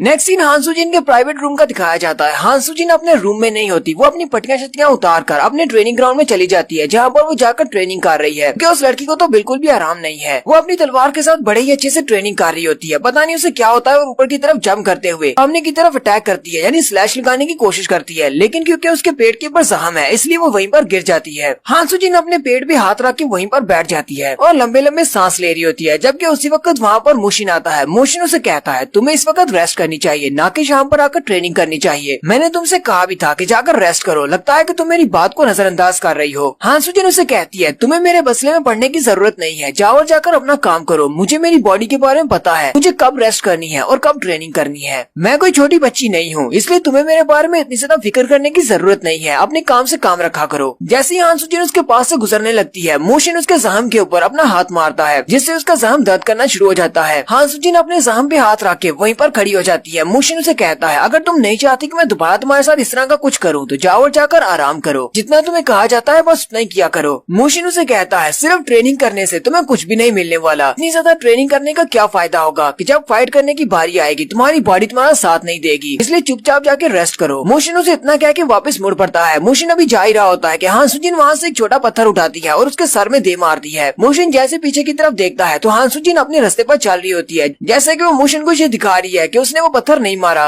मोशिन भी उसकी इस हरकत की वजह से गुस्सा नहीं होता बल्कि हंसना शुरू कर देता है और कहता है, ये लड़की तो बहुत ज्यादा पागल है। नेक्स्ट सीन ब्लड कल्ट वालों का दिखाया जाता है, उसी माउंटेन के ऊपर जहाँ पर उनके लीडर बैठे हुए हैं। लीडर अपनी सीट के ऊपर बैठे होते हैं, जबकि दूसरा एल्डर उनके पास आता है, उन्हें सारी बात बताता है। वो एल्डर लीडर से कहता है, बीबी पेंग क्लैन को रिजॉल्व करने का हमारा मिशन फेल हो चुका है और हमारे इस प्लान के फेल होने की मेन वजह एजेंसी लीडर का किडनैप होना है, जो कि जोंगजियोन ग्रुप वालों ने किया है। ये जोंगजियोन ग्रुप वाले हमारे रास्ते की सबसे बड़ी रुकावट बनते जा रहे हैं। एल्डर अपने लीडर से कहते हैं, हमने गुजू चैंग के जितने भी रिश्तेदार थे उन सभी को मार डाला है, कोई भी सबूत पीछे नहीं छोड़ा, और साथ ही मैंने गुजू चैंग को भी मारने के ऑर्डर्स दिए हैं और उनसे कहा है कि पीछे कोई भी सबूत मत छोड़ना। लीडर यहाँ पर पहली बार बोलते हैं और उसे कहते हैं, मो जियोन, क्या ये सब कुछ उसी लड़के मो जियोन ने किया है जिसने मास्टर जैंग को मारा था? एल्डर उनसे कहते हैं, जी बिल्कुल, आपने बिल्कुल ठीक पहचाना, ये वही लड़का है। एल्डर अपने लीडर से कहते हैं, मुझे नहीं लगता कि अब हम लोग और ज्यादा छुपे रह सकते हैं, हमें मैदान में आना ही पड़ेगा और इन सभी का सामना करना पड़ेगा। लीडर उसकी बात सुनने के बाद आगे से कोई भी जवाब नहीं देते। तो यहीं पर नेक्स्ट सीन में मुशिन का एक और नया मिशन स्टार्ट हो चुका है। मुशिन एक दूसरे स्टेट में जाता है, वहाँ पर बाजार में काफी ज्यादा चहल पहल होती है, बाजार में काफी रश होता है, बहुत सारे लोग वहाँ पर अपने लिए कुछ चीजें खरीद रहे होते हैं, जबकि मुशिन भी सर पे टोपी पहनकर और एक चोगा पहनकर वहाँ पर चला जाता है। वहीं पर साइड पर दिखाते हैं एक ग्राउंड में काफी सारे लोग जमा होते हैं, वो सारे लोग फाइट देख रहे होते हैं। वहाँ पर एक लड़की होती है क्योंकि वहाँ पर कुछ लोगों को हायर करने के लिए उनके साथ फाइट कर रही होती है, ताकि वो उनको देख सके कि उनके अंदर कितनी एबिलिटीज हैं और क्या वो वॉरियर्स वाकई में काफी ज्यादा स्ट्रॉन्ग है या नहीं। उस लड़की के पास एक स्पीयर होता है, वो अपने स्पीयर से सामने वाले बंदे पर अटैक करती है, जिसके पास एक तलवार होती है। सामने वाला बंदा काफी ज्यादा हटा कट्टा होता है, लेकिन वो उस लड़की से हार जाता है और उस बंदे के हाथ से उसकी तलवार छूट जाती है। सारे लोग एक दूसरे से कह रहे होते हैं, जरा बचना, ये तलवार यहीं पर गिरने वाली है, लेकिन वो तलवार उड़ती हुई जाकर मोशन के पैरों में गिरती है। मोशन भी उनकी तरफ देखकर हैरान हो जाता है। वो लड़की उन सब से कहती है, इतना काफी नहीं है, मुझे बहुत ही स्ट्रॉन्ग वॉरियर चाहिए, तुम सब लोग तो बिल्कुल बेकार हो। वो लड़की उन सब से कहती है, अगर तुम सब लोग मुझे नहीं हरा सकते तो फिर तुम लोग सोसो रियान के साथियों को कैसे हराओगे? वो लड़की उन सब से कहती है, क्या तुम में से कोई और ट्राई करना चाहेगा? में से जो भी अच्छा वॉरियर होगा मैं उसे बहुत ही अच्छी कीमत दूंगी, जो भी मेरा साथ देगा सोसो रियान के साथियों को हराने में। मोशन आगे बढ़ता और कहता है, मैं कोशिश कर सकता हूँ। वो सारे लोग देखकर कह रहे होते हैं, लगता है कि को लड़का यहाँ पर पिटने के लिए आ गया है, ये लड़की काफी ज्यादा स्ट्रॉन्ग है। कुछ कह रहे होते हैं, पता नहीं, चलो देखते हैं ये कितने सेकंड इस लड़की के सामने टिक पाएगा। वो लड़की मोशन से कहती है, चलो ठीक है, मैं तुम्हें एक मौका देती हूँ, अपने लिए एक वेपन को चूज करो। मोशन उसे कहता है, नहीं, मुझे वेपन की जरूरत नहीं है, मैं अपने हाथों से फाइट करता हूँ। वो लड़की कहती है, लगता है कि तुम हाथों से ही फाइट करते हो, चलो फिर ठीक है, लेकिन क्या वाकई में तुम एक स्पीयर का मुकाबला कर पाओगे, वो भी सिर्फ अपने हाथों से? अंदर से वो सोच रही होती है, लगता है कि ये एक बेवकूफ है कि अपने हाली हाथों से एक स्पीयर का मुकाबला करना चाहता है। जैसी फाइट स्टार्ट होती है, वो लड़की बड़ी स्पीड के साथ ऊपर की तरफ जंप करती है और अपने स्पीयर के साथ मुशिन के ऊपर अटैक कर देती है और वहाँ पर एक जबरदस्त धमाका होता है, लेकिन मुशिन उसके अटैक से अपने आप को अवॉइड कर लेता है। ये देखकर तो वो लड़की भी काफी हैरान हो जाती है। वो वहीं से अपने अपने स्पीयर को फिर से घुमाती है और उसकी मुंडी पर अटैक करती है, लेकिन मोशन नीचे की तरफ झुकते हुए उसके अटैक को अवॉइड कर लेता है और वो बड़ी स्पीड के साथ उसके पीछे चला जाता है। वो लड़की जल्दी से पीछे की तरफ घूमती है और अपने स्पीयर से उसके ऊपर अटैक करती है, लेकिन मोशन जंप करता हुआ काफी पीछे चला जाता है। वो उसे कहती है तुम तो काफी ज्यादा अच्छे हो, जबकि बाकी के सारे लोग चिल्ला रहे होते हैं और कहते हैं लगता है इस लड़के को सिर्फ डॉज करना आता है। वो उसे कहते हैं यार तुम भी इसके ऊपर अटैक करो, सिर्फ मजा नहीं आ रहा। वो लड़की अपनी पावर्स को रिलीज करती है और कहती है तुम तो काफी ज्यादा अच्छे हो डॉज करने में, चलो देखते हैं तुम इसको कैसे डॉज करते हो। वो अपनी पावर्स के साथ अपने स्पीयर को इम्ब्यूट करती है और बड़ी स्पीड के साथ मोशन के ऊपर अटैक करती है। इस बार तो मोशन भी उसके अटैक को डॉज नहीं कर पाता, उसका स्पीयर सीधा उसकी टोपी में लगता है और उसकी टोपी में फट जाती है और मोशन भी इस बात से काफी ज्यादा हैरान होता है। इस बात से वो लड़की काफी खुश होती है और मोशन से कहती है लगता है कि तुम काफी ज्यादा चौंक गए हो, तुम्हें चौंकने की जरूरत नहीं है, मैं वाकई में स्ट्रॉन्ग हूँ। और फिर से अपने स्पीयर को घुमाते हुए मोशन के ऊपर अटैक करती है, लेकिन मोशन उसके अटैक को अवॉइड करता है और वो एक दो बार अपने स्पीयर को इसी तरह अपनी पावर्स के साथ इम्ब्यूट करके उसके ऊपर घुमाती है। पहली बार तो उसने उसकी टोपी को निशाना लगा लिया था, लेकिन अब उसके ऊपर अटैक नहीं कर पा रही। इस बार वो सीधा उसके मुंह की तरफ अटैक करती है, लेकिन मोशन अपने हाथ से उसके स्पीयर की नोक को पकड़ लेता है। वो लड़की बहुत हैरान होती है और कहती है ऐसा कैसे हो सकता है, इसने सिर्फ अपने हाथों से मेरे स्पीयर को कैसे रोक लिया। मोशन ने उसके स्पीयर की नोक को अपने एक हाथ से पकड़ा होता है और अपने दूसरे हाथ से उसके स्पीयर के ऊपर टैप करता है, जिसकी वजह से उसके स्पीयर के अंदर क्योंकि लचक होती है वो हिलना शुरू होता है और उस लड़की के हाथ से उसका स्पीयर छूट जाता है। मोशन उस स्पीयर को नीचे गिराने की बजाय उस स्पीयर को अपने हाथ में पकड़ लेता है और साथ ही उसे मोड़ते हुए उस लड़की के सामने कर देता है, यानी कि वो लड़की हार चुकी है। उस लड़की को लगता है कि शायद मोशन अपने स्पीयर से उसके ऊपर अटैक करने वाला है, वो पीछे की तरफ गिर जाती है। बाकी ये सारे देखने वाले बहुत ज्यादा हैरान होते हैं और चिल्लाकर कह रहे होते हैं ये वाला लड़का तो काफी अच्छा है, इसने उस लड़की का स्पीयर ही छीन लिया है, लगता है कि इसको पैसे मिलने वाले हैं। मोशन उसके स्पीयर को उसकी तरफ फेंक देता और कहता है तुम्हारा स्पीयर तो काफी ज्यादा अच्छा है, दोबारा इसे अपने हाथ से मत गिराना। वो लड़की काफी ज्यादा खुश हो जाती है और कहती है तुम तो वाकई में बहुत ही अच्छे वॉरियर हो। मोशन अपनी हैट को उठाता है और कहता है मुझे नहीं लगता कि अब मैं इसको दोबारा पहन सकता हूँ, क्योंकि इसके अंदर तो सुराख हो गया है। वो लड़की भी उठकर खड़ी हो जाती है और कहती है मैंने फाइनली उसको ढूंढ ही लिया, वॉरियर जो कि मेरा साथ दे सकता है 100 रियान को हराने में। मैं इसी तरह के एक मार्शल आर्टिस्ट को तो ढूंढ रही थी जो कि काफी ज्यादा स्ट्रॉन्ग हो। नेक्स्ट एक बैकग्राउंड सीन दिखाया जाता है जहाँ पर मोशन और मास्टर डू वॉन कोलिशन के लीडर के पास बैठे होते हैं। कोलिशन के लीडर उन सभी से कहते हैं 20 साल हो चुके हैं गॉड ऑफ वार को गायब हुए। गॉड ऑफ वार ने दोनों ही फैक्शन और कल्ट्स के दरमियान में एक अमन को कायम रखा था, जिसकी वजह से दोनों आपस में फाइट नहीं करते थे, कल्ट वाले और सेक्टर वाले। लेकिन उसके गायब होने के बाद से जब से हमारी म्यूरिम कोलिशन ने इस जंग को जीता है तब से अमन और शांति है। लेकिन मुझे नहीं लगता कि बहुत सारे मार्शल आर्टिस्ट को इस तरह की शांति पसंद है, क्योंकि एक मार्शल आर्टिस्ट तो बेकार हो जाता है अगर शांति हो। एक मार्शल आर्टिस्ट हमेशा ही अपनी पीक की तरफ जाता है, यानी कि उसे peak of the martial world की तलाश होती है ताकि वो अपनी कल्टीवेशन को बहुत ज्यादा बढ़ा सके। ब्लड कल्ट वाले यही काम तो कर रहे हैं, वो इस तरह के मार्शल आर्टिस्ट को ढूंढते हैं। इन्हें अमन बिल्कुल भी पसंद नहीं और वो चाहते हैं कि हर वक्त जंग लगी रहे, उन्हीं को अपने लिए इस्तेमाल करते हैं। मास्टर डू वॉन कहते हैं यहीं पे हमारे योंगचियन ग्रुप का काम आता है, हमारे योंगचियन ग्रुप का मकसद बहुत ज्यादा क्लियर है। मास्टर डू वॉन कहते हैं हमारी 5 बड़ी फैमिलीज और 9 यूनाइटेड सेक्टर्स के जितने भी लोग हैं, हम लोग चाहते हैं कि उन सभी के सभी को इन्वेस्टिगेट किया जाए, किसी को भी नहीं छोड़ा जाएगा। हमारा ग्रुप ये काम करेगा, हमारी म्यूरिम कोलिशन में जितने भी इस तरह के इवल सेक्टर के लोग छुपे हुए हैं उन सभी को ढूंढ कर निकाला जाएगा और उन्हें सजा दी जाएगी। Coalition leader master Du Wan से कहते हैं तो आप कहना क्या चाहते हैं, हमें कहाँ से शुरू करना चाहिए। मोशन उनसे कहता है मैंने एक छोटे से सेक्टर के बारे में सुना है, मुझे लगता है कि वो बहुत ज्यादा सस्पिशियस है, इसलिए मैं सबसे पहले वहाँ पर जाऊंगा। और उस छोटे सेक्टर का नाम ट्विन ड्रैगन सेक्टर होता है। यहाँ पर इस वक्त मोशन खड़ा है और ये लड़की ट्विन ड्रैगन सेक्टर के पुराने चीफ की बेटी है। और यहीं पर हम लोग अपनी एपिसोड 47 का एंड करते हैं। एक्सप्लेनेशन अच्छी लगी हो तो कमेंट करके जरूर बताइएगा। चैनल को सब्सक्राइब कर दे, वीडियो को लाइक और शेयर कर दे। शुक्रिया।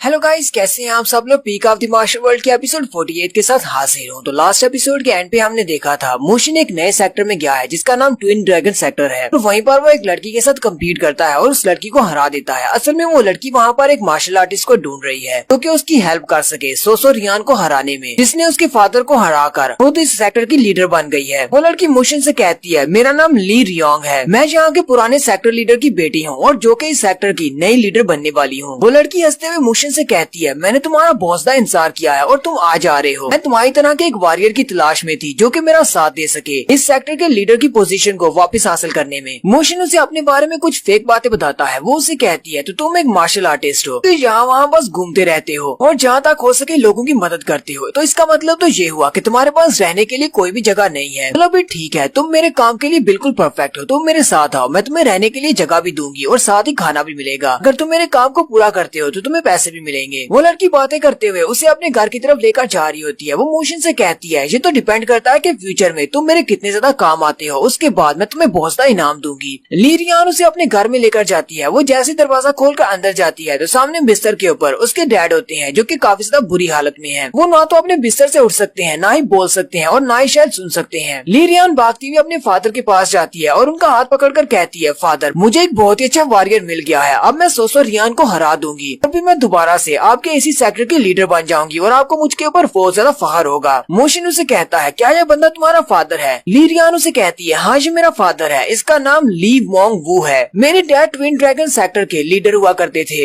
ली रियान अपने डैड से कहती है, डैड मैं आपसे वादा करती हूँ मैं दोबारा से अपने सेक्टर की लीडर बनकर दिखाऊंगी और आपकी पोजीशन को हासिल करूंगी। मोशन अभी वहीं पर खड़ा होता है कि यहीं पर वो हमें एक और बैकग्राउंड सीन दिखाता है जहाँ पर मास्टर डूवोन उसे कहते हैं, तुम ट्विन ड्रैगन सेक्टर क्यों जाना चाहते हो? मोशन उनसे कहता है, मैंने सुना है कि ट्विन ड्रैगन सेक्टर के लीडर को किसी ने जहर दिया है, उसके इल्जाम में किसी को पकड़कर यहाँ पर कोलिशन की जेल में लाया गया है। जब उस बंदे को इंटेरोगेट किया गया तो उसने किसी भी बात का सही जवाब नहीं दिया। मुझे लगता है कि इस सब में भी ब्लड कल्ट वाले शामिल हैं। साथ ही वो कैदी जिसे यहाँ पर भेजा गया है वो कह रहा था कि उसने ये सब कुछ नहीं किया, उसके ऊपर इल्जाम लगाया गया है और उसने जितने भी जुमले बोले उनमें से कुछ लफ्ज ऐसे थे जो कि ब्लड कल्ट वालों के साथ मिलते जुलते हैं। मास्टर डूवोन से कहते हैं, तुम्हारी बात ठीक है, अगर तुम्हें जरा सा भी शक है कि वो लोग ब्लड कल्ट वालों के साथ मिले हुए हैं तुम वहाँ पर जरूर जाओ। स्टोरी प्रेजेंट में आ जाती है। मोशन उस लड़की से कहता है, क्या मैं तुम्हारे फादर का चेकअप कर सकता हूँ? मोशन अपना हाथ आगे बढ़ाता है और उसकी पल्स को चेक करता है। वो लड़की उसे कहती है, क्या तुम एक डॉक्टर हो? मोशन कहता है, नहीं मैं एक डॉक्टर तो नहीं हूँ, लेकिन मुझे मेडिसिन के बारे में काफी कुछ पता है। वो पहले उसकी पल्स को चेक करता है और उसके बाद उसकी आंखों को खोलकर चेक करता है और फिर साथ ही उसकी कमीज हटाकर उसकी नाक के अंदर अपनी उंगली डालता है। मोशन उसका चेकअप करने के बाद सोच रहा होता है, इसकी बॉडी के ऊपर जितने भी सिम्टम्स हैं वो सारे के सारे मास्टर डूचियोन के रिलेटेड हैं। हिबी पेंग क्लैन के मास्टर डूचियोन जिन्हें जहर दिया गया था उनके अपने ही भाई ने जहर दिया था। मोशन कहता है, इसको भी बिल्कुल वैसा ही पॉइजन दिया गया है, ऐसा पॉइजन जो कि हमारे चाइना का नहीं है, जो कि चाइना के बाहर से आया है। मुझे कंफर्म हो गया है कि ये सब कुछ ब्लड कल्ट वालों ने किया है। मोशन ली रियान से कहता है, क्या तुम्हें इस बारे में पता था कि इन्हें पॉइजन दिया गया है? वो लड़की बहुत ज्यादा हैरान हो जाती है। ली रियान उसे कहती है, हाँ मुझे पता था, सब कुछ सोसो रियान ने किया होगा, वो बहुत ज्यादा चिलाक लूमड़ी है। मोशन उसे कहता है, ये सोसो रियान कौन है जिसके बारे में तुम बार बार कहती हो? ली रियान उसे कहती है, वो एक बहुत ही जहरीली नागन है जिसने मेरे डैड की जगह ले ली और अब वो हमारे ट्विन ड्रैगन सेक्टर की लीडर बनी बैठी है। वो सिर्फ मेरे डैड की एक कंकुबाइन हुआ करती थी, यानी कि मेरे डैड की सिर्फ एक रखेल थी, लेकिन अब जरा उसको देखो तो सही, हमारे इस सेक्टर की लीडर बन गई है। पता नहीं अचानक से उसके पास 3 वॉरियर्स कहीं से आए, वो काफी ज्यादा स्ट्रॉन्ग थे। हमारे यहाँ पर ट्विन ड्रैगन सेक्टर में एक रूल है, अगर तुम्हारे पास स्ट्रॉन्ग वॉरियर्स हैं जो कि यहाँ के हमारे वॉरियर से ज्यादा स्ट्रॉन्ग है, तो कोई भी हमारे सेक्टर का लीडर बन सकता है, फिर चाहे वो मेरे डैड हो या फिर सोसो रियान हो। मुझे लगता है कि सोसो रियान ने मेरे डैड को जहर दिया है। जब मेरे डैड की ये हालत हो गई तो मेरे डैड के नीचे जितने भी स्ट्रॉन्ग वॉरियर्स थे उन सभी ने डैड को छोड़ दिया और उसके बाद अचानक से सोसो रियान के पास से कहीं से 3 वॉरियर्स आ गए और इन तीनों वॉरियर्स की वजह से वो हमारे सेक्टर की लीडर बन गई, क्योंकि बाकी के सारे वॉरियर्स उन तीनों वॉरियर्स से हार गए। उन तीनों वॉरियर्स का हमें पता भी नहीं कि वो कहाँ से आए हैं। और साथ ही मुझे ये भी पता है सोसो रियान ने हमारे यहाँ पर एक बंदे को पकड़ा और उसके ऊपर इल्जाम लगाकर उसे कोलिशन की जेल में भेज दिया। उस बंदे ने मेरे डैड को जहर दिया है। मोशन उसे कहता है, तुमने सारी बात को सभी के सामने क्यों नहीं रखा? तुमने बाकी लोगों को क्यों नहीं बताया? ली रियान उसे कहती है, तुम्हें क्या लगता है कि यहाँ पर कितने ज्यादा लोग ऐसे होंगे जो कि अपने पुराने लीडर की बेटी की बात सुनेंगे? इसलिए तो मैं रोजाना वहाँ पर जाकर किसी न किसी से फाइट करती हूँ ताकि मैं अपने लिए कोई ऐसा वॉरियर ढूंढ सकूं जो कि सोसो रियान के उन तीनों वॉरियर्स को हरा सके और उसके बाद हम सोसो रियान को सेक्टर लीडर की पोजीशन से हटा देंगे। मोशन उसे कहता है, तो तुम्हारे कहने का क्या मतलब है? मुझे सिर्फ उसके 3 वॉरियर्स को हराना है और तुम्हारा काम हो जाएगा। ली रियान उसकी बात सुनते ही बहुत ज्यादा खुश हो जाती है और उसे कहती है, मुझे पता है कि तुम उनको हरा सकते हो क्योंकि तुम काफी स्ट्रॉन्ग हो। अगर तुम वाकई में उनको हरा सकते हो तो मैं तुम्हें बहुत ही इनाम दूंगी। मोशन उसे कहता है, मुझे तुम्हारे पैसों की जरूरत नहीं है, मैं तो बस यही चाहता हूँ कि तुम्हारे ट्विन ड्रैगन सेक्टर का जो लीडर हो वो बहुत ज्यादा अच्छा हो और तुम्हारे सेक्टर को काफी आगे लेकर जाए ताकि फ्यूचर में अगर तुम्हें कोई मुश्किल का सामना करना पड़े तो तुम लोग अपने सेक्टर को प्रोटेक्ट कर सको। ली रियान भी उसकी बात सुन के काफी हैरान होती है। नेक्स्ट सीन अगले दिन का दिखाया जाता है। ली रियान अपने डैड के पास आती है और उनसे कहती है, फादर आज के दिन में अपने वॉरियर को लेकर सोसो रियान को उसकी पोजीशन से हटाने वाली हूँ। आपसे वादा करती हूँ मैं इस सेक्टर की नई लीडर बनूंगी और बहुत ही जल्दी आपको वापस अपने घर में लेकर जाऊंगी। यहाँ पर एक लीडर को रहना चाहिए।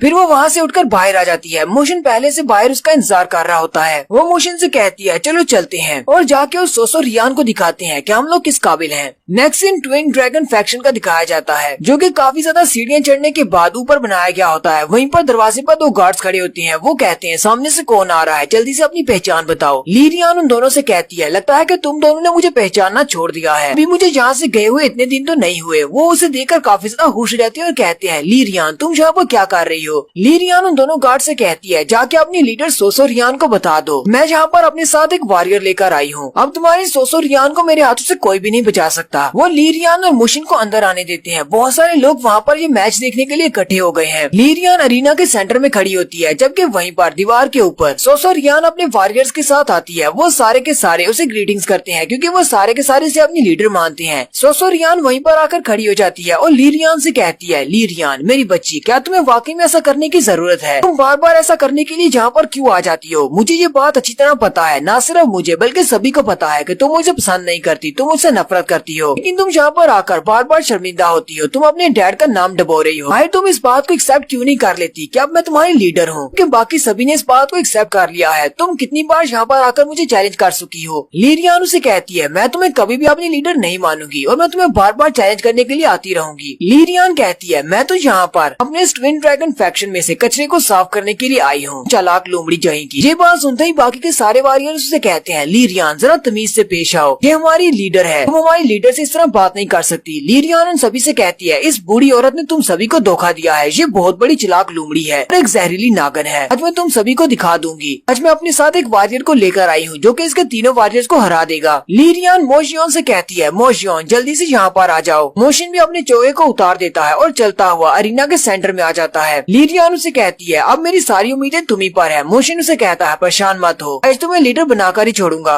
सोसो रियान उसकी तरफ देख रही होती है और कहती है, ये लड़की वाकई में पागल है, मैंने इसे अपनी सोतेली बेटी करके छोड़ दिया था, बस चुपचाप बैठे रहना था, मैं इसके सामने टुकड़े फेंकती हूँ, उसे खाते रहना था, लेकिन ये बार बार मुझे चैलेंज करने के लिए आ जाती है। सोसो रियान उसे कहती है, हमारे ट्विन ड्रैगन सेक्टर के रूल्स के मुताबिक यहाँ पर 3 फाइट्स होंगी, लेकिन तुम यहाँ पर अकेले हो, क्या तुम अकेले तीनों से फाइट करोगे? मोशिन कहता है, हाँ मैं अकेला ही काफी हूँ। सोसो रियान उसे कहती है, तुम तो काफी ज्यादा कॉन्फिडेंट लगते हो, चलो ठीक है तुम्हारी मर्जी। अपने पहले वॉरियर जिसका नाम ग्यूटाई है उसे कहती है, जाओ, और साथ ही उसे कहती है, इसे मार डालना, जिंदा मत छोड़ना। ग्यूटाई जंप करते हुए नीचे चला जाता है। ली रियान कहती है, पिछली बार भी पहली बार यही फाइट करने के लिए आया था जब लास्ट टाइम मैं चैलेंज करने के लिए आई थी, अब इसने मेरे 2 लोगों को अकेले ही हरा दिया था। ग्यूटाई अपनी तलवार निकालता है और मोशिन से कहता है, भाई ये लड़की तुम्हें कहाँ से उठाकर लाई है? कहीं जमीन से खोद कर लाई है या फिर किसी कचरे के ढेर से उठाकर लाई है? मोशिन उसे कहता है, क्या तुम वो पहले हो जिसके साथ मेरी फाइट होने वाली है? ग्यूटाई उसे कहता है, हाँ मैं ही तुम्हारा पहला फाइटर हूँ। इसका मतलब समझते हो? इसका मतलब ये है कि तुम्हें कभी भी मौका नहीं मिलेगा दूसरे बंदे के बारे में जानने का कि दूसरे नंबर पर तुम्हारी किसके साथ फाइट होगी, क्योंकि तुम मेरे हाथ से मरने वाले हो। और साथ ही ग्यूटाई अपनी तलवार के ऊपर अपनी पावर्स को रिलीज करता है, बड़ी स्पीड के साथ आगे बढ़ते हुए ऊपर की तरफ जंप करता है और मोशिन